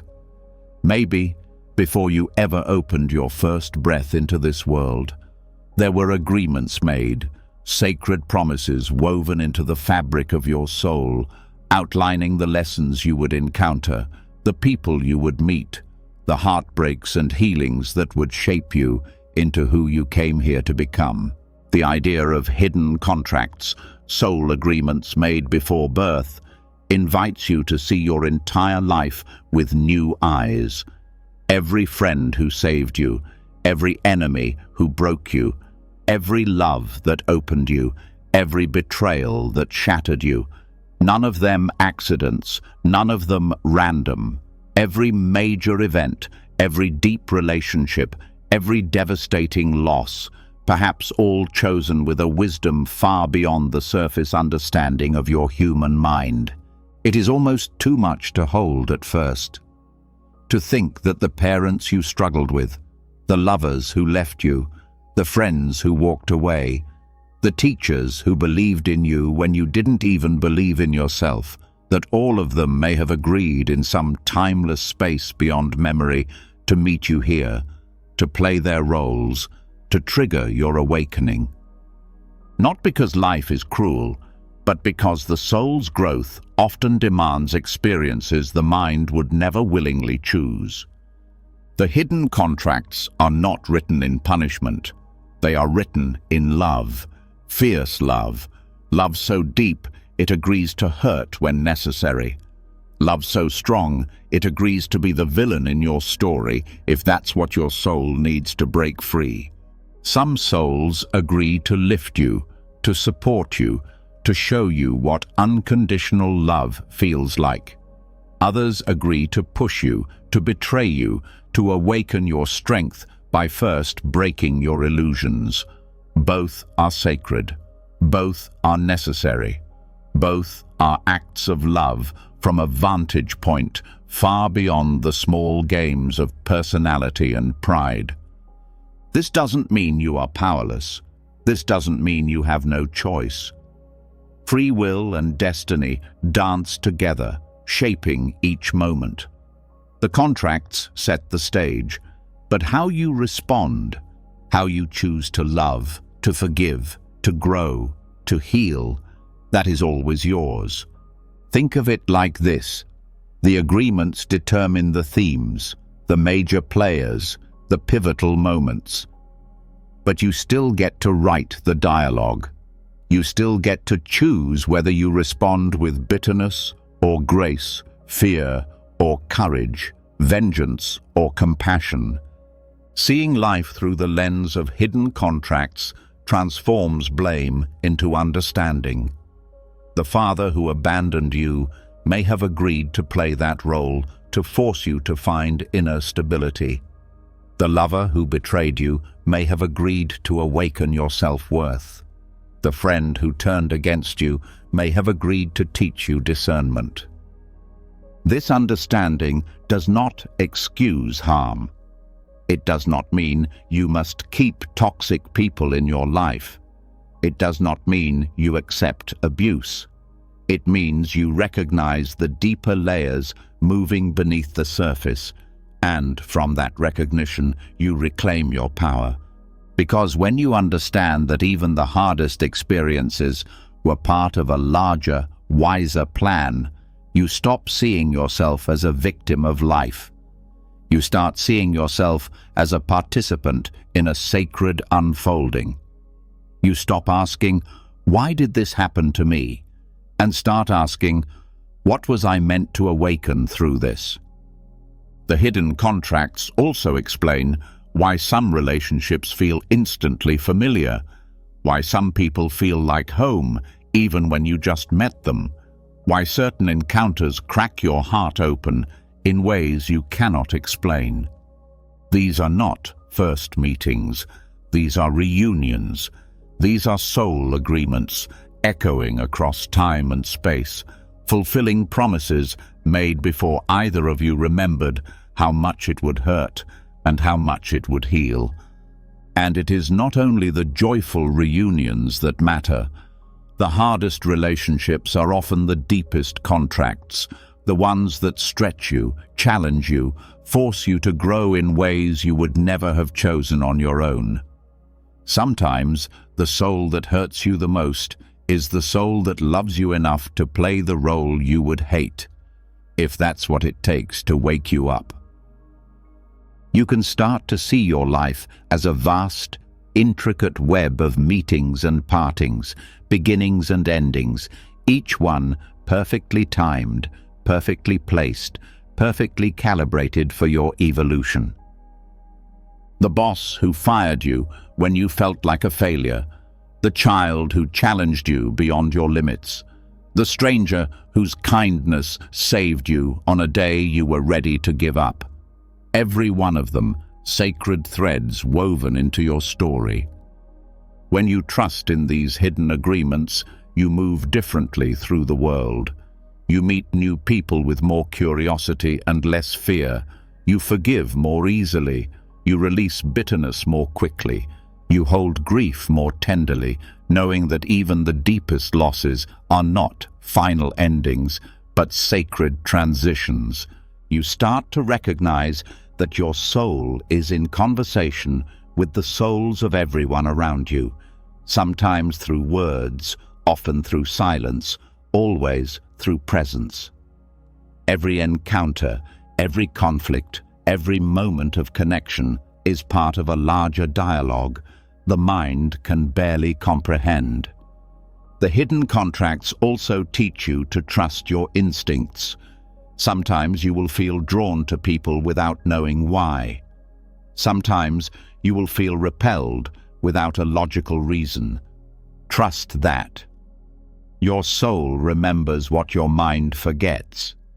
Your soul recognizes the echoes of old agreements, the stirrings of unfinished business, the calling to complete what was begun long ago. Not every agreement is meant to last a lifetime. Some are brief but powerful.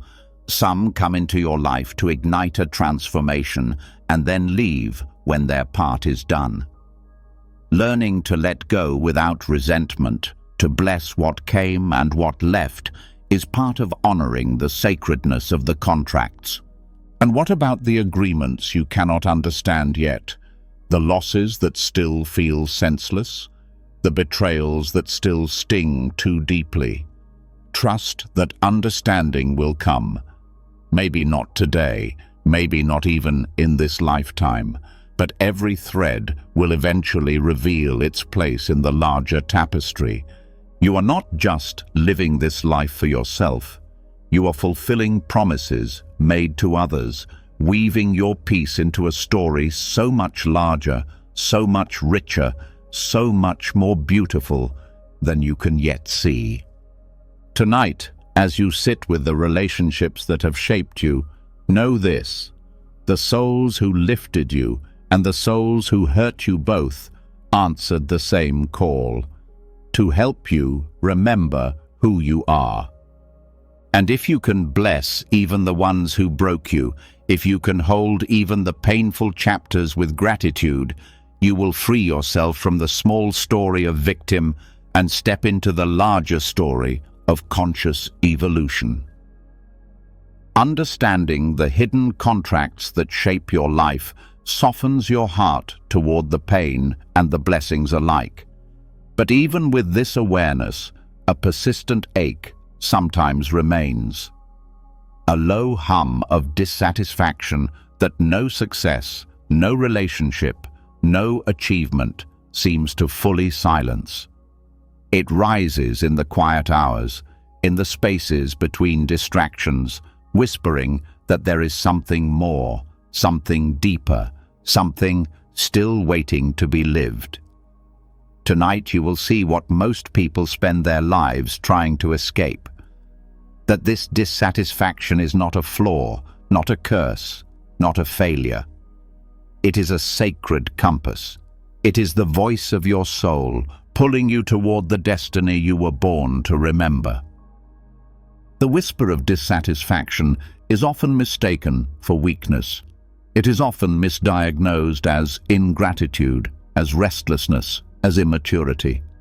People tell you to be content, to be grateful, to settle down and accept what you have.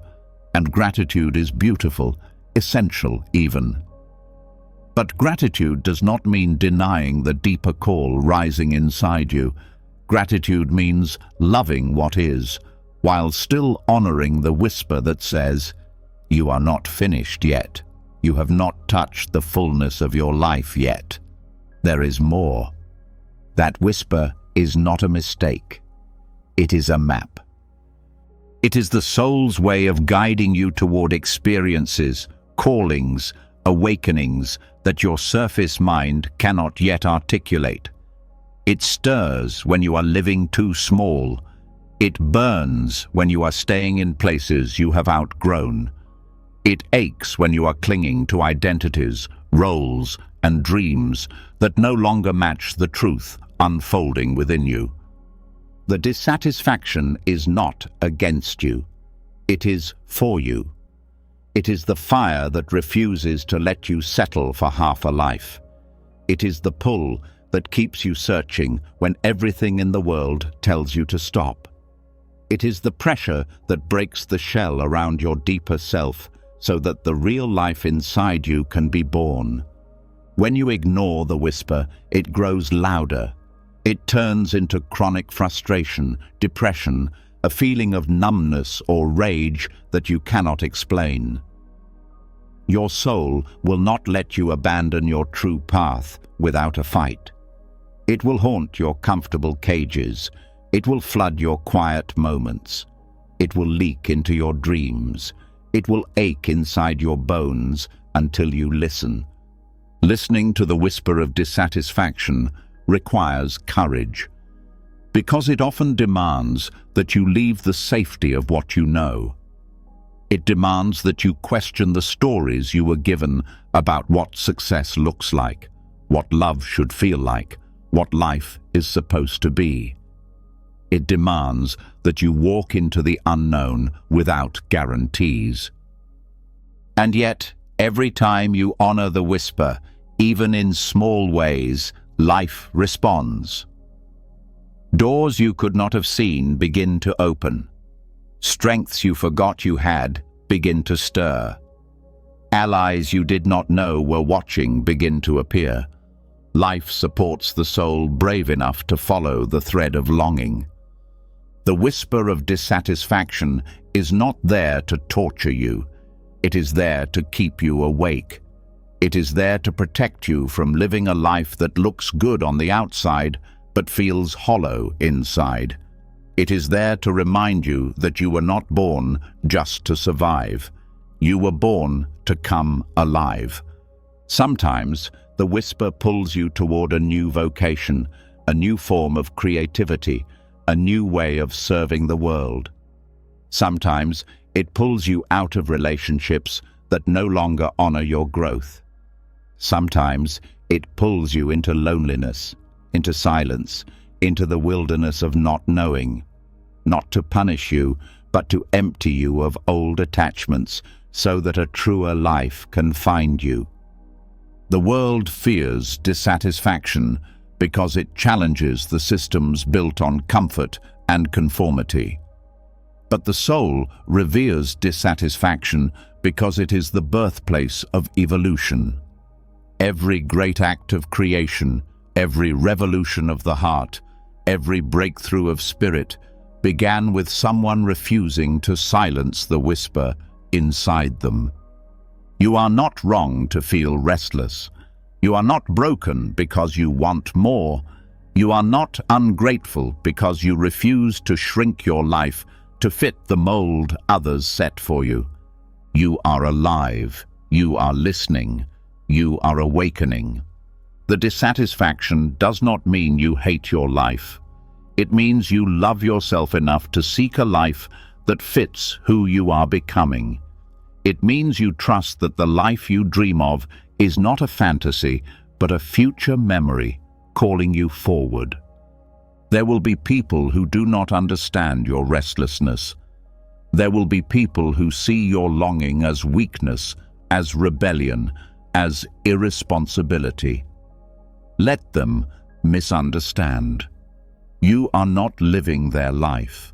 You are answering your soul, and your soul knows things your mind does not yet grasp. Your soul knows the mission you came here to fulfill. Your soul knows the gifts you came here to give. Your soul knows the love you came here to experience and to offer. Trust it. The whisper of dissatisfaction also teaches you patience, because it does not always reveal the next step immediately. It asks you to stay in the ache, to stay in the longing, to trust that even when you cannot see the full map, you are still moving. There will be seasons when all you can do is breathe through the ache, stay faithful to the longing, and trust that life is aligning the pieces you cannot yet see. There will be days when the whisper feels like a curse because it will not let you settle for easy answers or half-truths. Trust those days most of all. They are the labor pains of your next becoming. You do not need to have all the answers yet. You do not need to know exactly where you are going. You only need to stay faithful to the call, to honor the dissatisfaction as sacred, to treat it not as a problem to fix, but as a teacher to learn from. Ask the whisper what it wants to show you. Ask your longing what it is trying to reveal. Listen in the quiet. Listen in the pauses. Listen beneath the noise of fear and doubt. The answers are there, waiting, growing, unfolding. And when the path begins to appear, when the next step flickers into view like a distant lantern in the dark, have the courage to take it. Even if it leads you into uncertainty, even if it asks you to leave behind everything you thought you needed, even if it asks you to risk everything safe for something infinitely more real. Because the dissatisfaction will not leave you until you are living the life you were born for.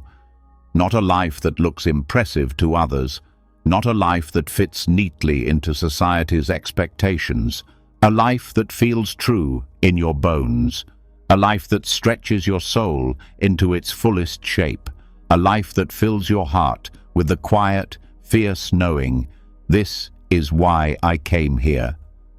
Following the whisper of longing teaches you to trust the deeper compass inside you, but even when you honor it, even when you step courageously onto the new paths it reveals, there remains a mystery even harder to accept. Some dreams are never fulfilled. Some questions never get answers. Some stories never find their perfect ending. There are doors that stay closed no matter how hard you knock. There are loves that slip away no matter how deeply you feel them. There are gifts you want to offer that the world never seems ready to receive. Tonight, you will see the tender, difficult truth that some things are meant to remain unfinished. And far from being a failure, this incompleteness is a sacred gift designed to ripen you beyond the shallow definitions of success you once believed would satisfy you. The longing that never fully resolves is not a punishment. It is a teacher. It stretches you, it softens you, it keeps you open to something larger than your personal agenda. It prevents you from shrinking your soul to fit inside the limited victories the world celebrates. It keeps you moving, seeking, growing long after smaller goals have been achieved. The human mind craves closure. It wants neat endings, clear conclusions, trophies to put on shelves. But the soul is not looking for trophies. The soul is looking for depth, for surrender, for transformation. And sometimes the only way to reach those deeper places is through longing that refuses to be satisfied, through stories that remain half-written, through dreams that forever stay just out of reach. The incompleteness is not a mistake. It is intentional. It is the gentle pressure that keeps your heart open, the quiet ache that keeps you humble, the unanswered prayer that keeps you in conversation with life instead of retreating into certainty. When a dream dies unfinished, it leaves behind a space inside you, a space not for bitterness, but for deeper listening. When a relationship ends before you were ready, it tears open a tenderness that would have remained hidden had everything ended neatly. When a calling feels delayed or impossible, it presses you into new kinds of patience, new kinds of strength, new kinds of trust. The unfinished teaches you that you are not in control, and that this is not a tragedy, but a doorway into liberation. It teaches you that you are not defined by what you complete, but by how you live while waiting, while grieving, while hoping, while surrendering. Some loves are meant to awaken you, not to stay. Some dreams are meant to ignite you, not to materialize. Some callings are meant to pull you forward, shaping your becoming, even if you never cross the finish line you once imagined. When you learn to live with incompleteness, you stop measuring your worth by external achievements. You stop chasing finality. You start valuing presence over performance. You start honoring the beauty of the journey itself, not just the destinations you may never reach. You begin to see that the longing itself is holy, the ache itself is sacred, the incompleteness itself is an invitation into deeper intimacy with life. You stop needing life to explain itself to you. You stop demanding guarantees. You start living inside the questions, breathing inside the mystery, trusting that not everything needs to be wrapped up to have value. Think of the most powerful works of art, the most moving songs, the most unforgettable stories. Often it is their incompleteness, their open-endedness, their unanswered longing that makes them stay alive inside you long after the final note, the final word. Life is a masterpiece, painted with strokes both bold and unfinished. You are not here to tie up every thread. You are here to participate in the weaving, to add your color, your texture, your longing, even if you never see the final tapestry. Incompleteness humbles you. It reminds you that you are part of a larger story, one whose ending you do not control. It invites you to find joy not in conquering life, but in dancing with it, even when the music shifts, even when the steps falter.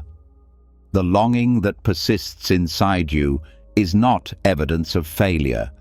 It is evidence of your aliveness. It is the thread that keeps you connected to the infinite. It is the part of you that refuses to settle for what is easy or safe or shallow. It is the part of you that insists there must be more, and there is.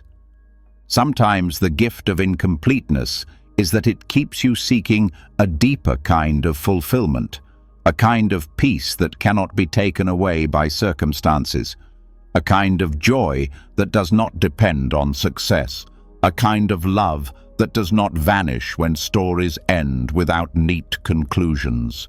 The longing shapes you. It enlarges your heart.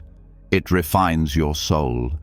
It teaches you how to hold space for ambiguity, for impermanence, for the bittersweet beauty of being human. Without incompleteness, you would stop growing. Without longing, you would stop reaching. Without unanswered prayers, you would settle for a life too small for the vastness you are capable of becoming. The stories that remain unfinished in your life are not blemishes on your record. They are fingerprints of the divine, marks of a soul still alive, still open, still seeking, still becoming. And when you meet others who carry their own unfinished stories, their own unfulfilled dreams, their own quiet aches, you will recognize them. You will see in them the same sacred longing that moves through you.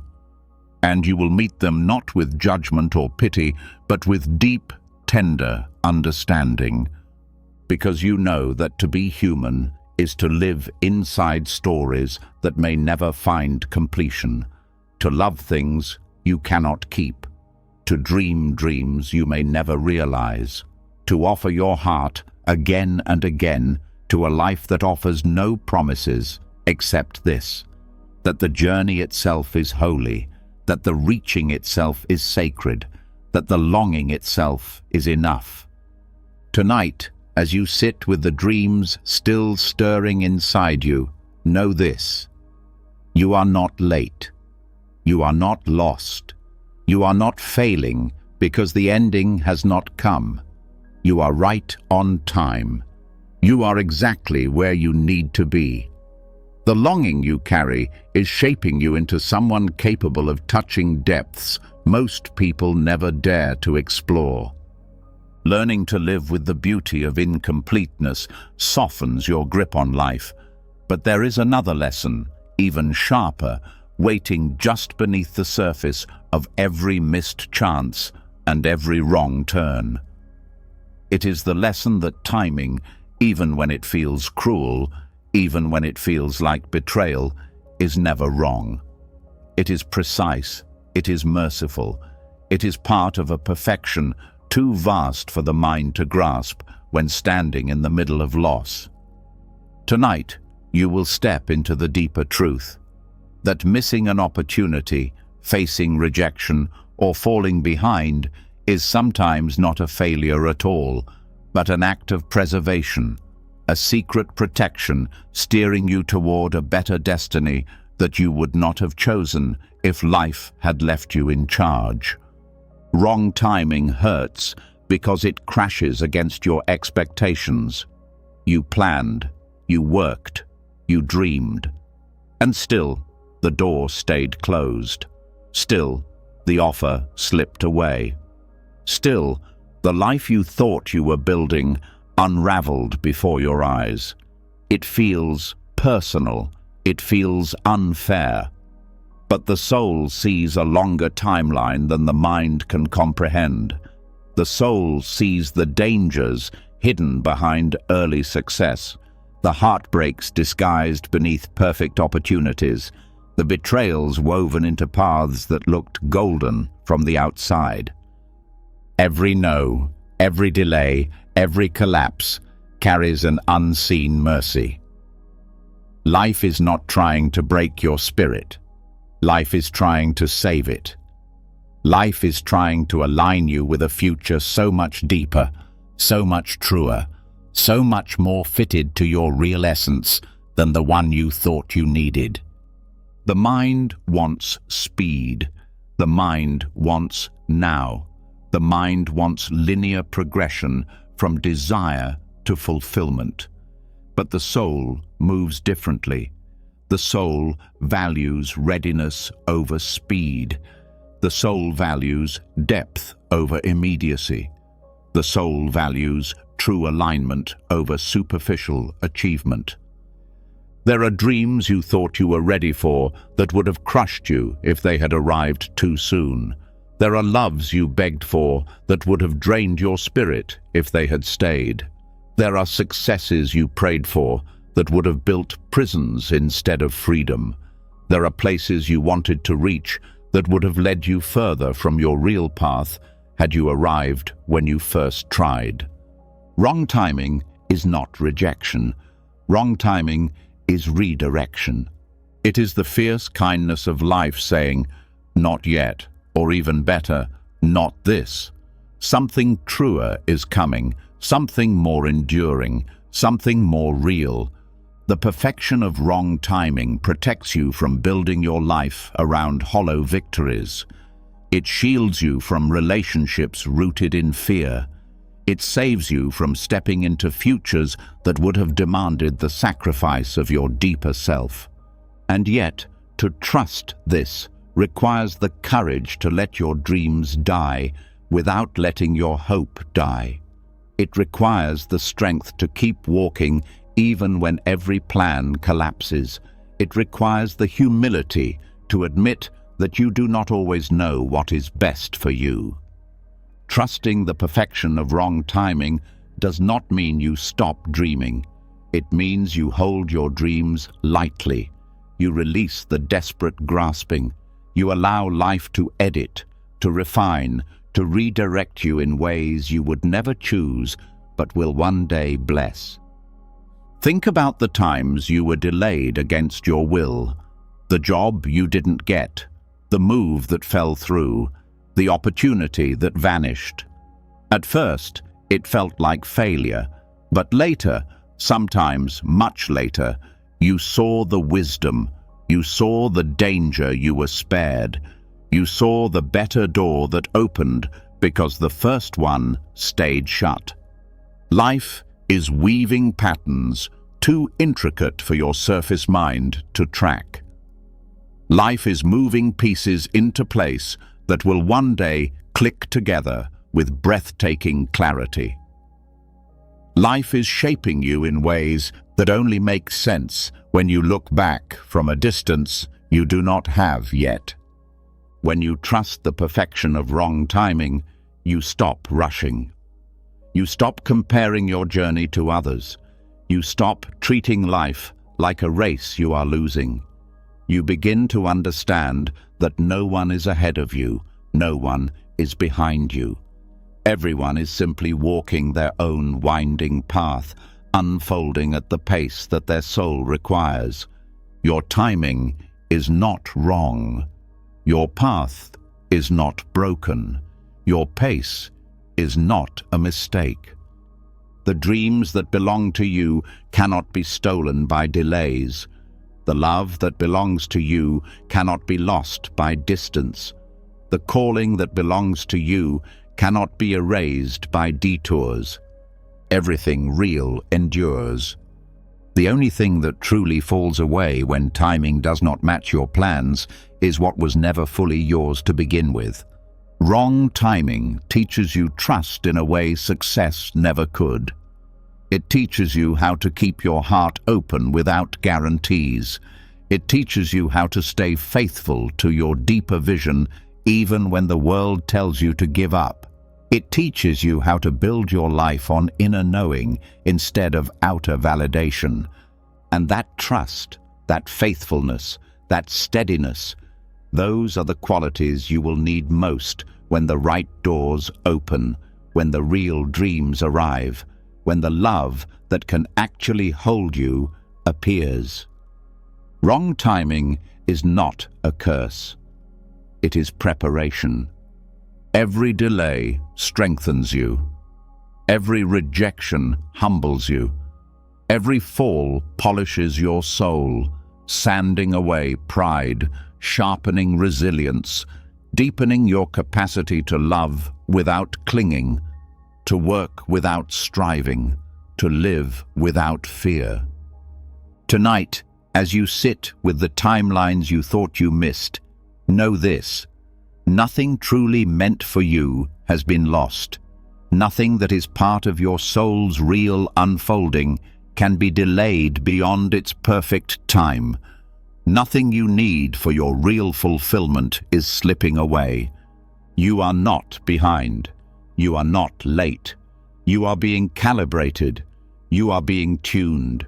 You are being positioned for something that matches the deepest parts of who you are.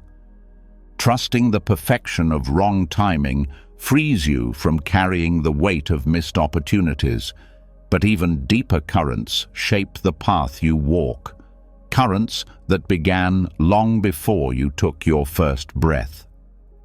There are struggles that rise in your life like old ghosts, feelings of heaviness you cannot explain, patterns of fear, anger, or sadness that do not seem entirely yours. Tonight, you will open a door even wider and see a humbling truth. Not everything you carry belongs to you.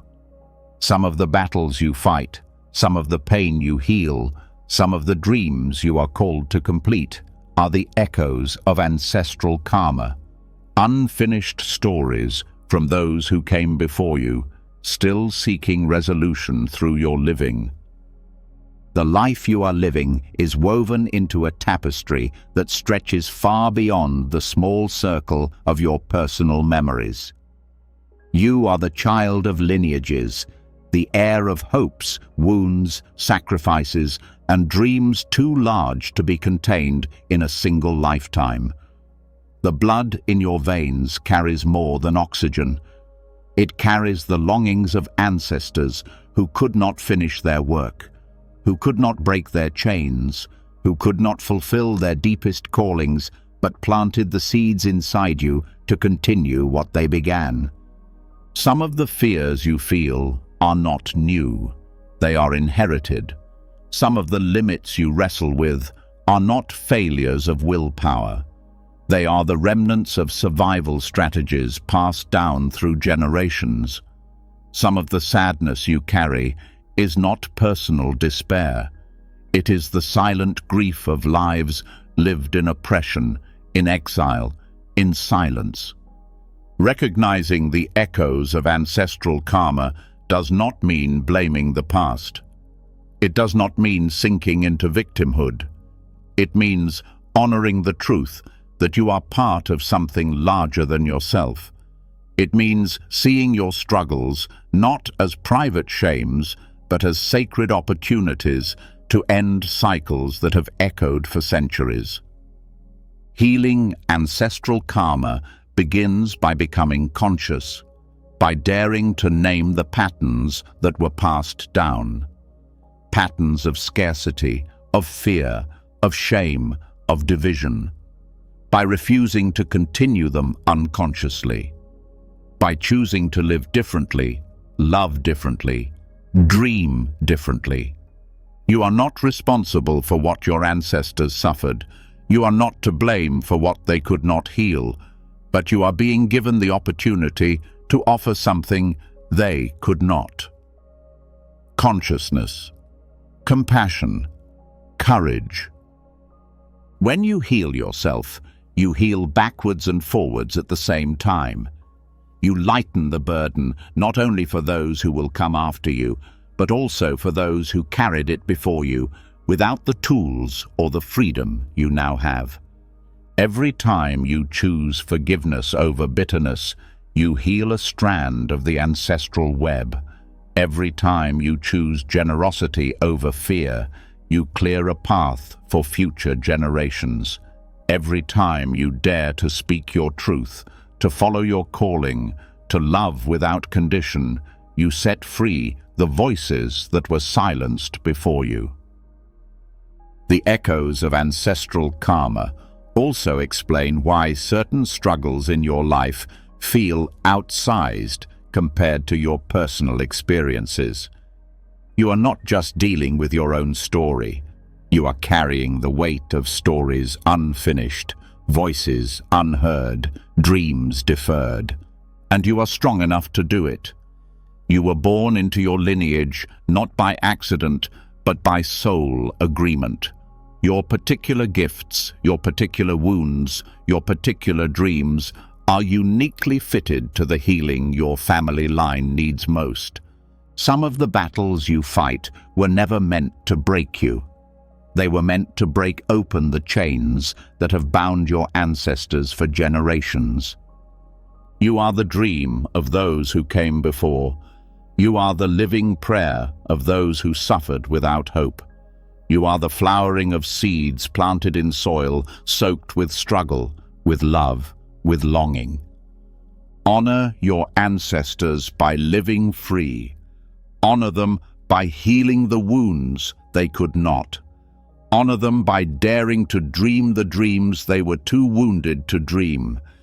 Healing ancestral karma is not about erasing the past. It is about redeeming it. It is about taking the raw materials of history, the pain, the triumph, the survival, and crafting from them a new story, a new way of being. It is about refusing to pass forward what must end with you. It is about saying, the pain stops here, the fear stops here, the silence stops here. It is about becoming the bridge between the wounded past and the healed future. And it is hard. It demands everything. It demands that you stay awake when it would be easier to numb. It demands that you stay kind when it would be easier to harden. It demands that you stay hopeful when history whispers only despair. But you are capable. You are ready.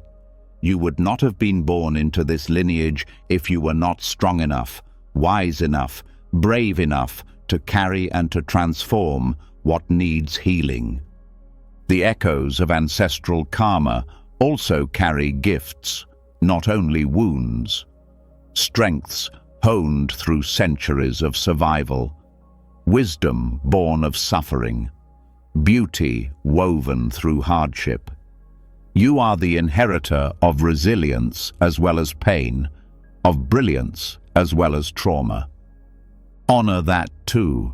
Honor the ancestors not only by healing the wounds, but by celebrating the gifts, by laughing loudly when they were forced to be silent, by dancing freely when they were forced to hide, by loving openly when they were forced to live in fear. Every act of joy is an act of rebellion against the forces that tried to crush your lineage. Every act of creation is a fulfillment of dreams once deemed impossible. Every act of healing sends ripples across time, backwards and forwards, lighting up the past, opening up the future. Tonight, as you sit with the struggles you carry, know this: you are not weak because you feel the weight of the past. You are not failing because you are still healing. You are walking sacred ground. You are living the prayers of many. Healing the echoes of ancestral pain brings you into a greater compassion for the story you carry. But even as you lighten those ancient burdens, life continues to place before you a different kind of test. The test of broken dreams. The dreams you dared to build, the ones you loved fiercely, the ones you thought would complete you. And still, they shattered. Still, they slipped through your hands like water. Still, they left you standing in the ashes of a future you once called certain. Tonight, you will see a truth that few ever learn to embrace: that broken dreams are not the end of your journey. They are the fire that refines your deepest desires, stripping away the surface-level wants to reveal the true callings buried beneath. Disappointment hurts because it confronts the gap between what you wanted and what life delivered. It feels like betrayal. It feels like punishment. It feels like a brutal no to the things you believed you could not live without. But what if disappointment is not life denying you, but life protecting you from attachments too small for the soul you are becoming? The dreams that break are often the ones rooted in the surface self, the self that craves approval, security, status, certainty, the self that dreams in the language of fear and longing for validation. And when those dreams collapse, it is not because life is cruel, it is because life is merciful. Life loves you too much to let you spend yourself chasing goals that would leave your heart hollow even if they were achieved. When a dream breaks, it breaks open the heart. It forces you to confront what you really want, not just what you thought you wanted. It forces you to separate your soul's true callings from the borrowed desires of culture, of ego, of fear. The alchemy of broken dreams is painful, but it is sacred. It purifies you. It burns away the illusions that kept you chasing things that could never satisfy your deeper hunger. It teaches you that your worth was never dependent on the dreams you achieved. It was always inherent, always whole. Think about the dreams that did not survive, the careers you thought would define you, the relationships you thought would complete you, the versions of success you thought would save you. When they broke, they left behind a silence, a stillness, a space raw with grief, but also ripe with truth.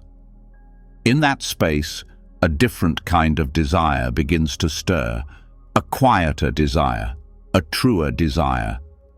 A desire not driven by fear of failure or hunger for applause, but by the longing to live authentically, to love deeply, to serve meaningfully, to create beauty from the raw materials of your real life. Broken dreams strip you down to the essentials. They teach you what you are willing to fight for, even when there are no guarantees. They teach you what you love enough to keep loving, even when it does not reward you in the ways you hoped. They teach you what matters when everything you thought mattered falls away. The dreams that survive the breaking are the ones that are part of your soul's real contract with life. They are the dreams too deep to be built on fear. They are the callings too sacred to be traded for safety. And sometimes, the breaking of a dream is the only way to uncover the deeper dream hidden beneath it. Maybe the career you lost was never the true dream.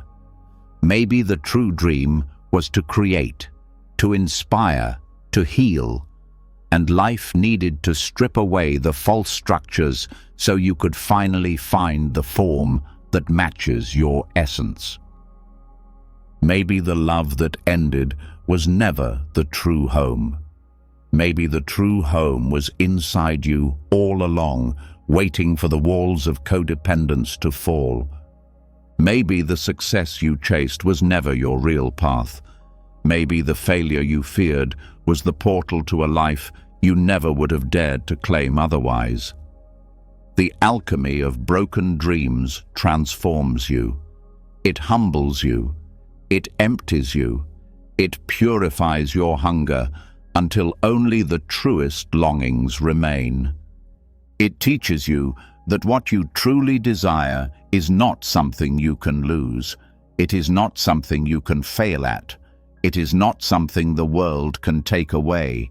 It is the desire to live awake, to love without conditions, to create beauty from whatever raw materials life places in your hands. True desire does not cling. It does not bargain. It does not chase. It arises from a place deeper than fear, deeper than hope. It arises from the recognition that you are not here to conquer life. You are here to participate in it, to dance with it, to love it in all its unpredictable unfolding. When you have passed through the fire of broken dreams, you walk differently. You desire differently. You no longer seek from desperation. You no longer demand guarantees. You no longer worship outcomes. You live with open hands, open heart, open eyes. You work for the love of the work, not for the trophies. You love for the joy of loving, not for the promises. You create because it is your nature to create, not because you need applause to prove your worth. This is the freedom broken dreams offer you. The freedom to live without needing the world to validate your existence. The freedom to trust your own inner voice more than the shifting winds of external success. And sometimes, after the breaking, a new dream forms. A dream not born from fear, but from love. A dream not weighed down by the need to prove yourself, but lifted by the joy of expressing yourself. This new dream may look smaller from the outside. It may not impress the world. It may not win you fame or fortune. But it will fit your soul like a second skin. It will fill your heart with a quiet, fierce joy. It will make sense of the losses that once seemed senseless. You will bless the dreams that broke. You will bless the grief that hollowed you out. You will bless the empty spaces where your old plans used to live, because those spaces were never empty. They were being cleared for something real. Tonight, as you sit with the dreams that broke and the ones still stirring inside you, know this: you are not less because you lost what you loved. You are more tender, more real, more awake. The brokenness you carry is not a flaw. It is the doorway to the deepest wholeness you will ever know. When you see the silent wisdom behind broken dreams, a deeper peace starts to grow inside you, but life is not finished with its refining fires. There is another challenge waiting that feels just as sharp, just as painful, and just as misunderstood. It is the loneliness of being unseen, the ache of being misread, judged, dismissed. Tonight, you will learn one of the rarest, most important lessons: that not being fully understood by others is not a failure. It is a hidden training. It is a sacred purification designed to set you free from the endless hunger for external validation and anchor you into the unshakable knowing of your own soul. Being misunderstood cuts deeper than many physical pains. It feels like rejection at the core of who you are. It stirs up ancient fears of abandonment, of exile, of being cast out from the tribe. It tempts you to shrink yourself, to contort your truth, to silence your voice just to be accepted, just to be safe. But if you can sit inside the fire of being misunderstood without betraying yourself, you will find a kind of freedom no external approval could ever offer. You are not here to be understood by everyone. You are not here to be accepted by every circle. You are not here to win the approval of those who cannot see your heart. You are here to live your truth. You are here to walk your path. You are here to be faithful to the call inside you, even when it isolates you, even when it costs you relationships, even when it makes you feel like a stranger among those you once called home. The soul's path is often lonely, not because you are wrong, but because the deeper you go into truth, the fewer people can meet you there. This loneliness is not a punishment. It is a purification. It burns away the need to be seen to know that you are real. It burns away the need to be praised to know that you are worthy. It burns away the need to be understood to continue standing in your truth with courage and grace. When you are no longer ruled by the need to be understood, you become free to live authentically. free to speak the truth that needs to be spoken, even when it makes others uncomfortable. Free to create the work that needs to be created, even when it is misunderstood. Free to love the way you are called to love, even when it does not fit the templates others expect. You stop living for applause. You stop measuring your worth by how well others mirror back your intentions. You start living in alignment with something deeper, something sacred, something unshakable. And paradoxically, when you stop needing to be understood, you often find yourself attracting relationships rooted in real recognition, not surface validation. People who see you not because you perform for them, but because they recognize the same truth stirring inside themselves. Being misunderstood also teaches compassion. You realize how often you yourself have misjudged others, how often you have seen only the surface of someone's life and made assumptions that miss the truth entirely. You become slower to judge, slower to label, slower to condemn. You develop the humility to admit that you do not always know another's full story. And in that humility, you make space for deeper connection. You also stop taking others' judgments so personally. You realize that when someone misunderstands you, it often says more about the filters through which they see the world than about who you actually are. Their fears, their wounds, their limitations are often the lens through which they view you. And when you understand this, you stop feeling the need to defend yourself against every misunderstanding. You conserve your energy, you protect your peace, you keep walking your path. Being misunderstood invites you to anchor your identity not in how others see you, but in how you know yourself to be. It invites you to root your worth not in public opinion, but in private alignment.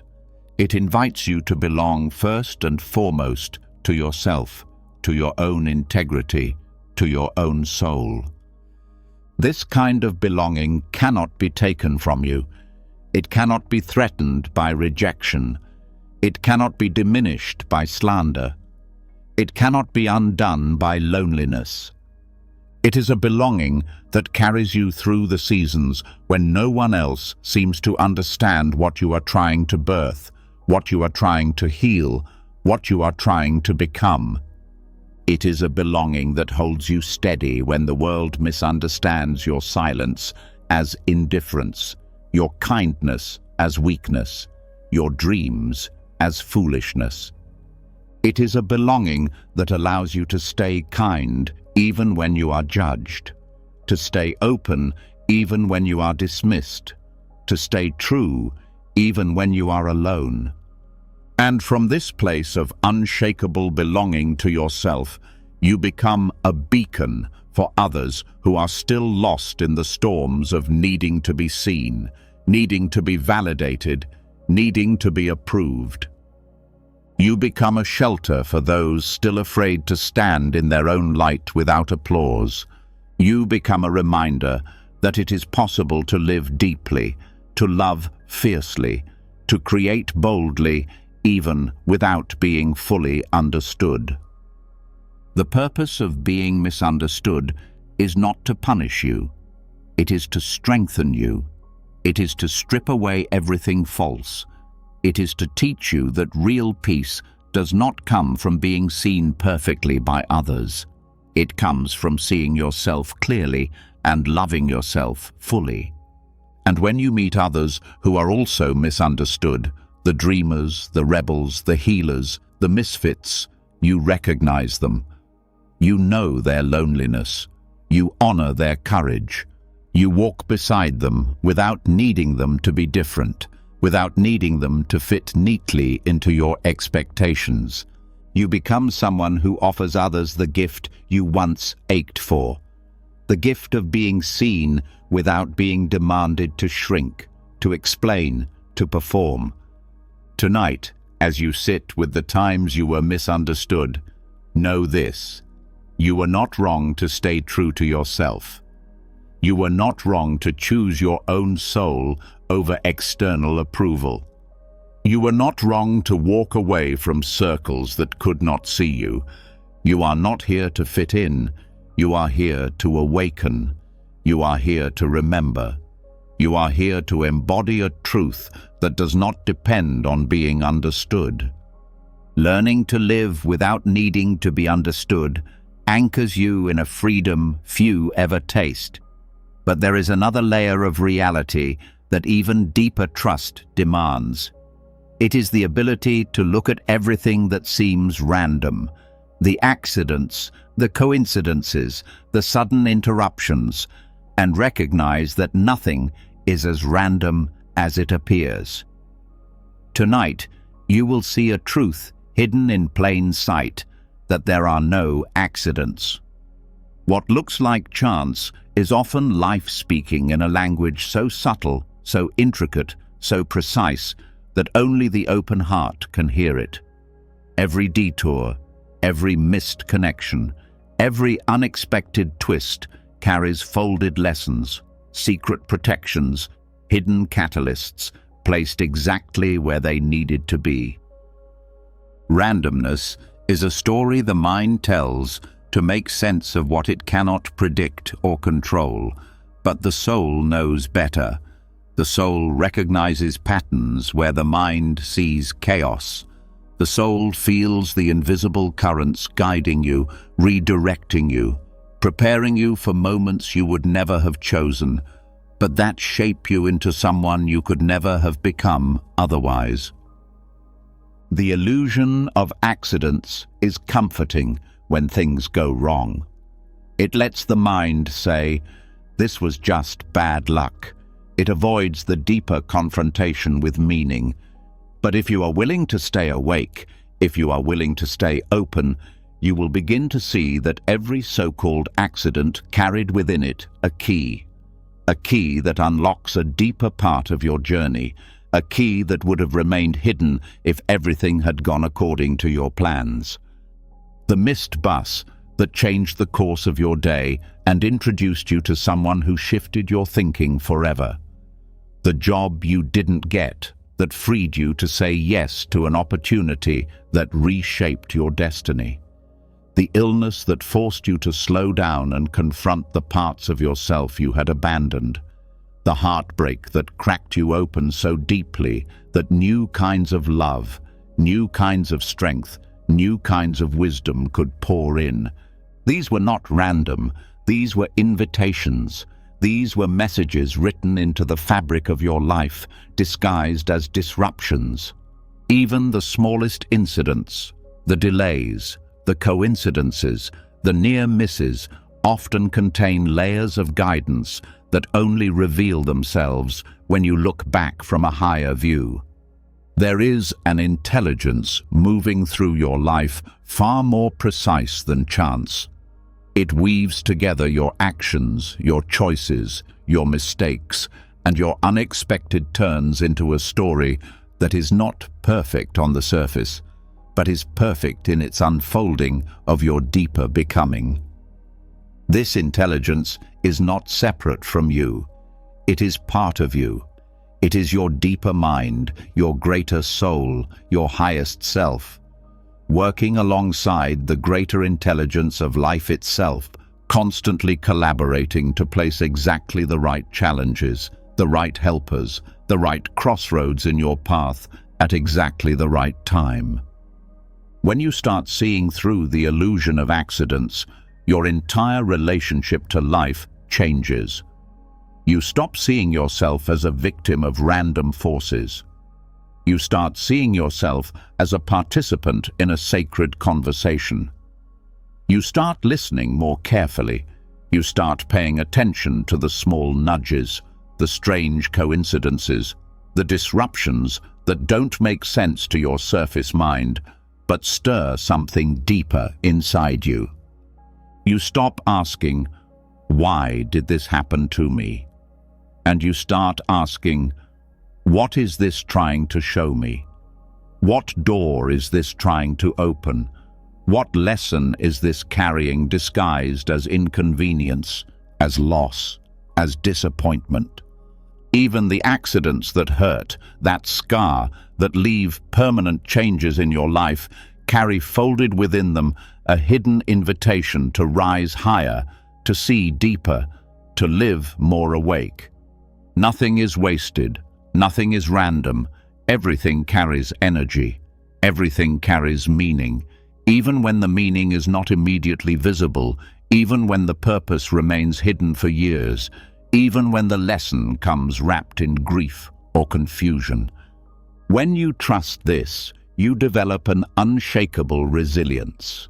You move through life with a kind of quiet confidence, knowing that you can handle whatever arises, because whatever arises carries within it the seeds of your next growth. You become less reactive, less panicked when things go wrong, less desperate to control outcomes, more curious, more open, more able to dance with the unexpected instead of collapsing under it. You realize that the events you labeled accidents were often life's way of answering prayers you forgot you prayed, protecting you from dangers you could not see, steering you away from paths that would have drained your soul dry, offering you treasures you would have missed if everything had gone exactly according to your limited plans. And when you meet others caught in the grief of sudden disruptions, when you witness others struggling with accidents that feel cruel and meaningless, you carry a deeper compassion. You do not rush to explain or to fix. You hold space for the mystery. You trust that even in their pain, something larger is unfolding that they cannot yet see. This trust is not blind optimism. It is hard-earned faith. Faith that life is wise even when it is brutal. Faith that meaning is present even when it is hidden. Faith that love is moving even through the darkest nights. The illusion of accidents falls away when you see that your life is not a string of random events, but a masterpiece being woven with threads you cannot always see, but that fit together with breathtaking precision when viewed from the wider perspective of the soul. Every delay, every loss, every unexpected meeting, every sudden ending, all part of the choreography, all part of the great weaving. Tonight, as you sit with the moments in your life that seemed random, chaotic, unfair, know this: they were not accidents. They were part of the conversation between your soul and life itself. They were part of the shaping of who you are. They were part of the preparation for the deeper work your soul came here to do.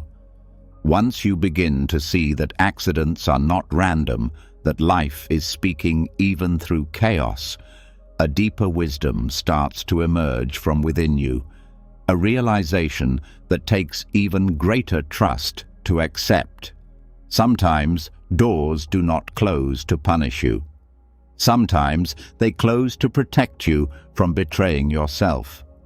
Tonight, you will step into one of the most important recognitions of your journey, that when life removes opportunities, ends relationships, shuts down paths you were ready to walk, it is often saving you from a form of self-betrayal you could not yet see.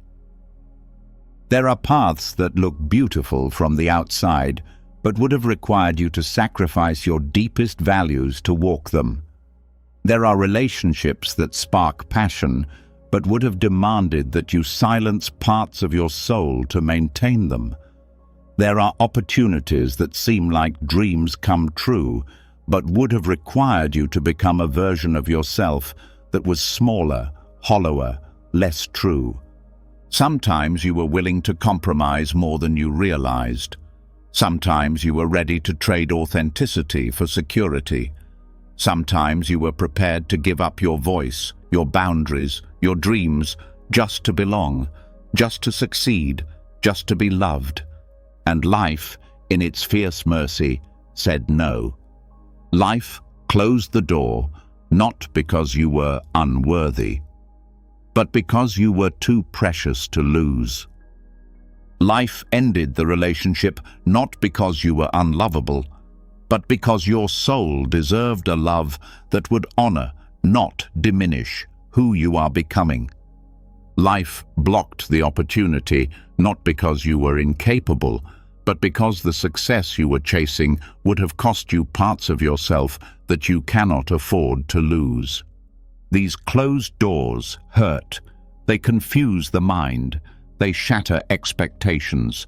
They trigger old wounds of rejection and failure. But beneath the hurt, there is a deeper wisdom at work. A wisdom that sees not just what you want in the moment, but what your soul needs to fulfill its true purpose. Self-betrayal is subtle. It often masquerades as ambition, as compromise, as practicality. It whispers that a little silence here, a little shrinking there, a little abandoning of yourself is a small price to pay for belonging, for security, for success. But every small betrayal adds up. Every unspoken truth, every swallowed dream, every ignored boundary pulls you further from your own center until one day you wake up and do not recognize the life you built. Closing the wrong doors protects you from that waking nightmare. It saves you from the slow erosion of your integrity.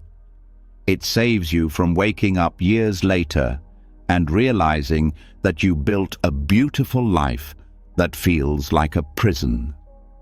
Every door that closed was a mercy you could not see at the time. Every no was a yes to a deeper yes waiting inside you. Every ending was a beginning you were not ready to claim yet. And when you look back with clearer eyes, you can bless the closed doors. You can bless the rejections. You can bless the heartbreaks that kept you close to your own soul when you were willing to abandon it for comfort. This does not mean you were wrong to want what you wanted. Your dreams were sincere. Your hopes were beautiful. But there were parts of you that were still healing, parts of you that would have settled for less than the fullness of who you are meant to become. Life said no because it wanted to say a bigger yes to you later. The wisdom of closed doors also invites a new kind of self-honesty, a willingness to ask, where was I willing to betray myself? Where was I ready to silence my intuition just to stay safe? Where was I willing to shrink to fit someone else's vision? This honesty is not cruel. It is liberating. It frees you from repeating the same patterns.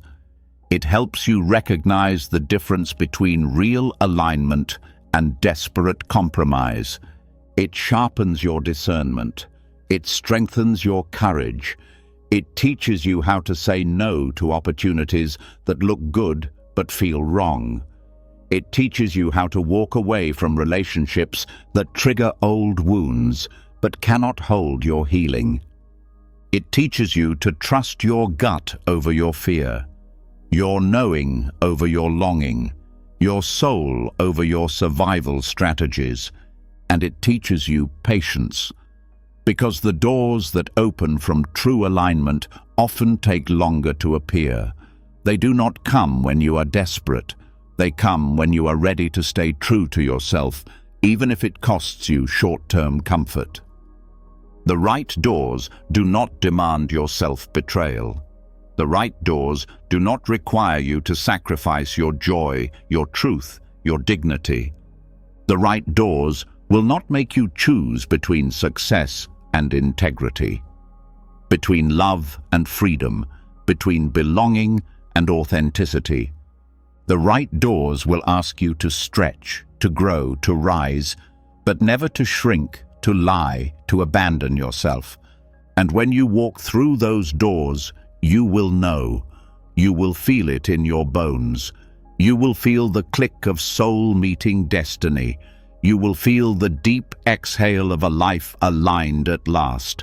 Until then, bless the doors that closed. Bless the dreams that died. Bless the relationships that ended. Bless the no's that saved you from selling pieces of yourself you cannot replace. Tonight, as you sit with the disappointments you once mistook for failures, know this: you were never being rejected by life. You were being redirected back home to yourself.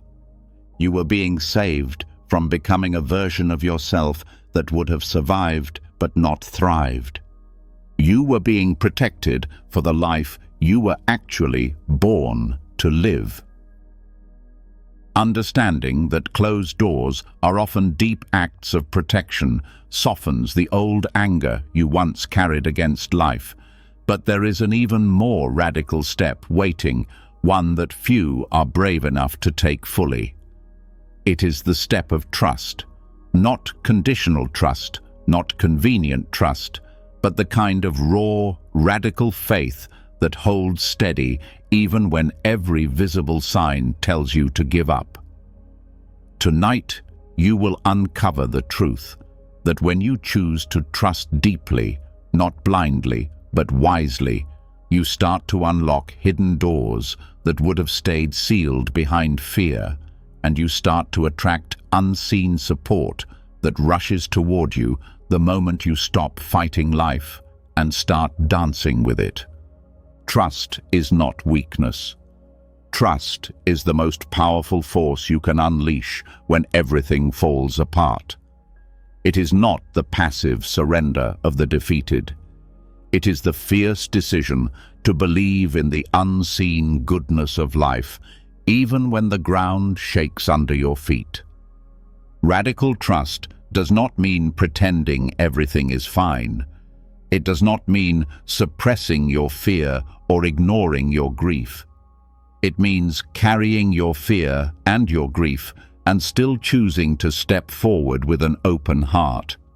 It means crying when you need to cry and still refusing to close the door of your soul to the possibility of a miracle. Radical trust changes the way your energy moves through the world. It shifts you from resistance to alignment. It shifts you from desperation to magnetism. It shifts you from fear-based striving to soul-based allowing.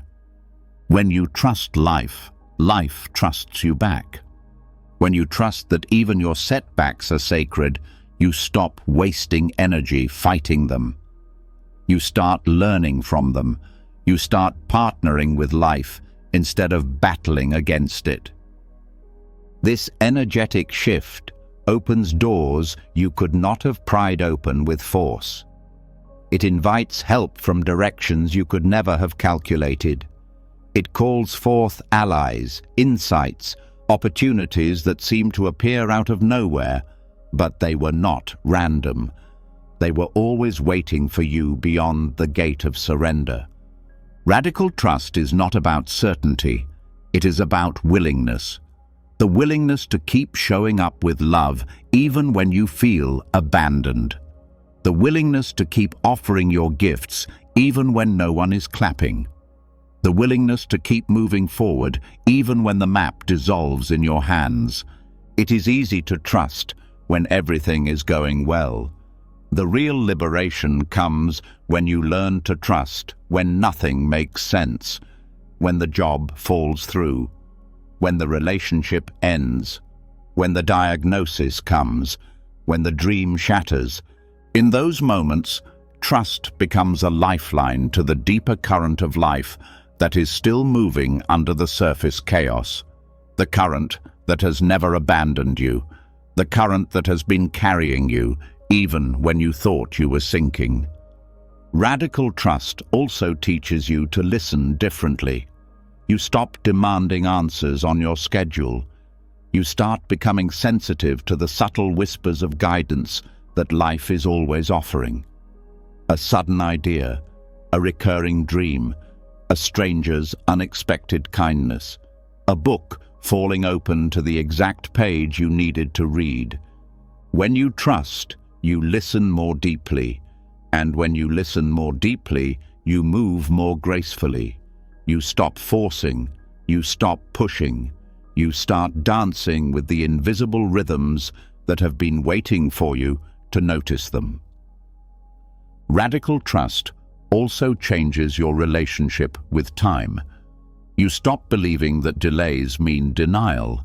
You start recognizing that divine timing is always in operation, arranging things behind the scenes that you cannot yet see. You stop measuring success by how fast things happen and start measuring it by how true you remain to your inner compass.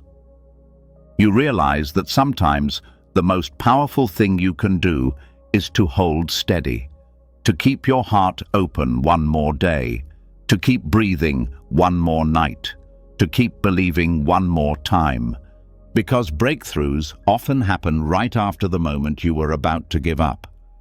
Not because life was testing you in cruelty, but because certain alignments take time. Certain ripenings cannot be rushed. Certain healings need space.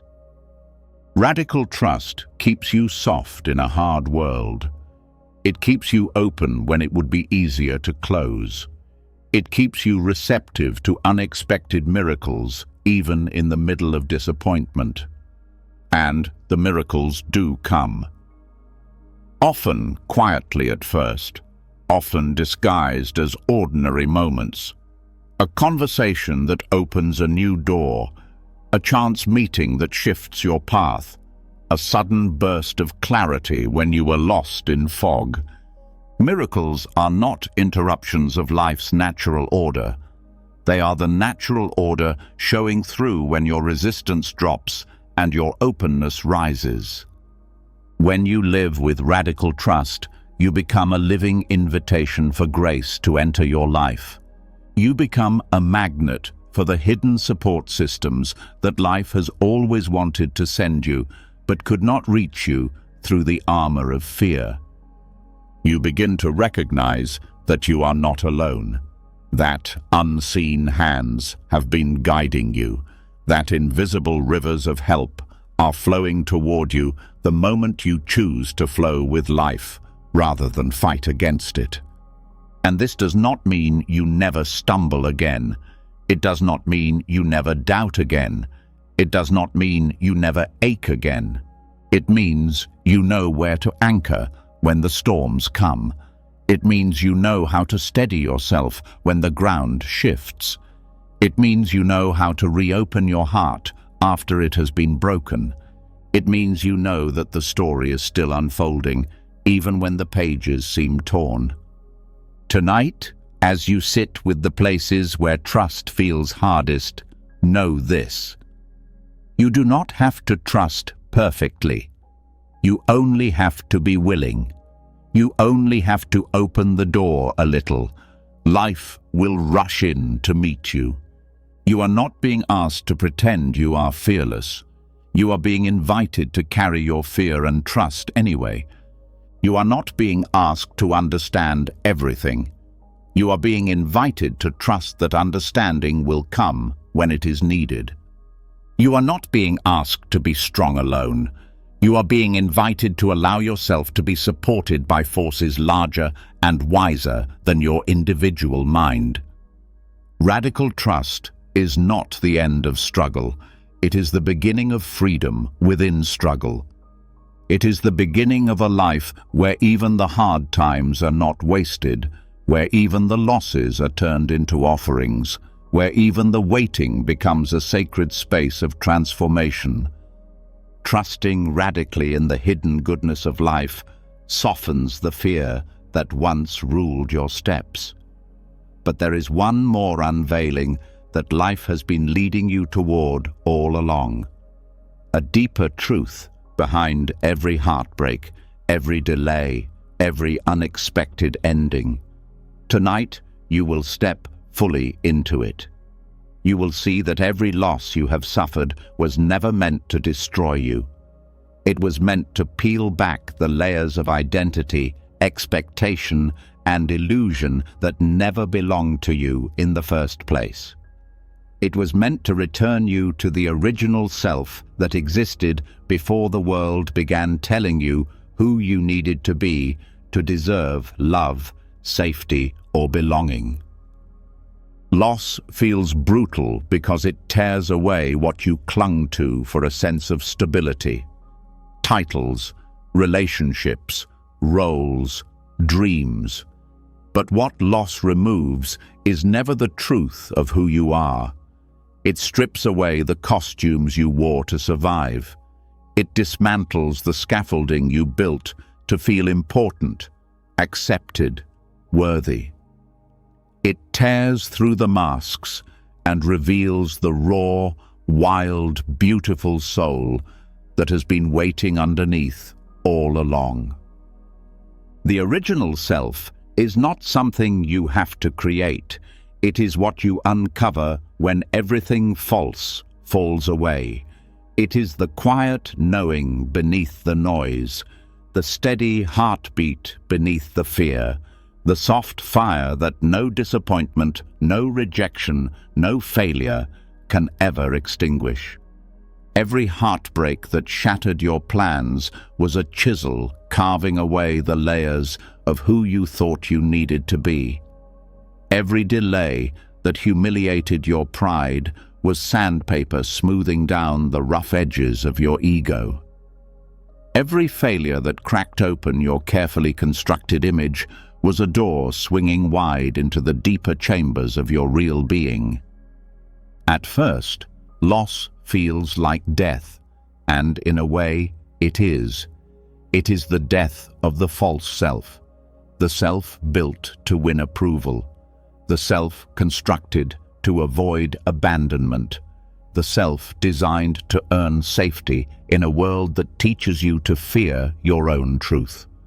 But on the other side of that, death is the resurrection of something unbreakable, something that does not rise needing to prove itself, something that does not bend to the shifting winds of public opinion, something that does not sell itself for crumbs of validation. The original self knows its own worth without external confirmation. It knows its own belonging without needing permission. It knows its own purpose without needing a map. And you can feel it, even now, beneath the grief, beneath the confusion, beneath the fatigue of trying so hard to be enough. You can feel the faint pulse of the self that has always been enough. You do not have to achieve your way back to it. You only have to stop clinging to what was never truly yours. The relationships that ended were not a loss, they were a mercy. They cleared away the connections that reinforced your masks rather than your truth. The opportunities that slipped away were not failures, they were protections.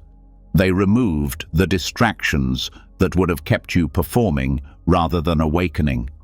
The dreams that shattered were not punishments, they were invitations. They broke the cages you had mistaken for homes and pushed you into the wide open spaces of real becoming. The return to the original self is not glamorous. It does not happen with fanfare. It often happens in the quiet hours, in the empty spaces, in the silent grief of losing identities that once felt essential.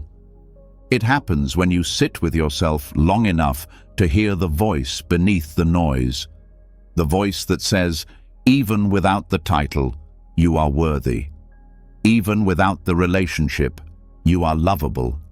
Even without the success, you are valuable.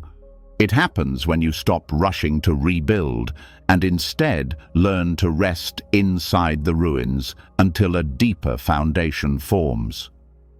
It happens when you stop seeing your life as a series of mistakes to fix and start seeing it as a sacred unfolding, perfectly timed, perfectly designed to strip away what is false and reveal what is true.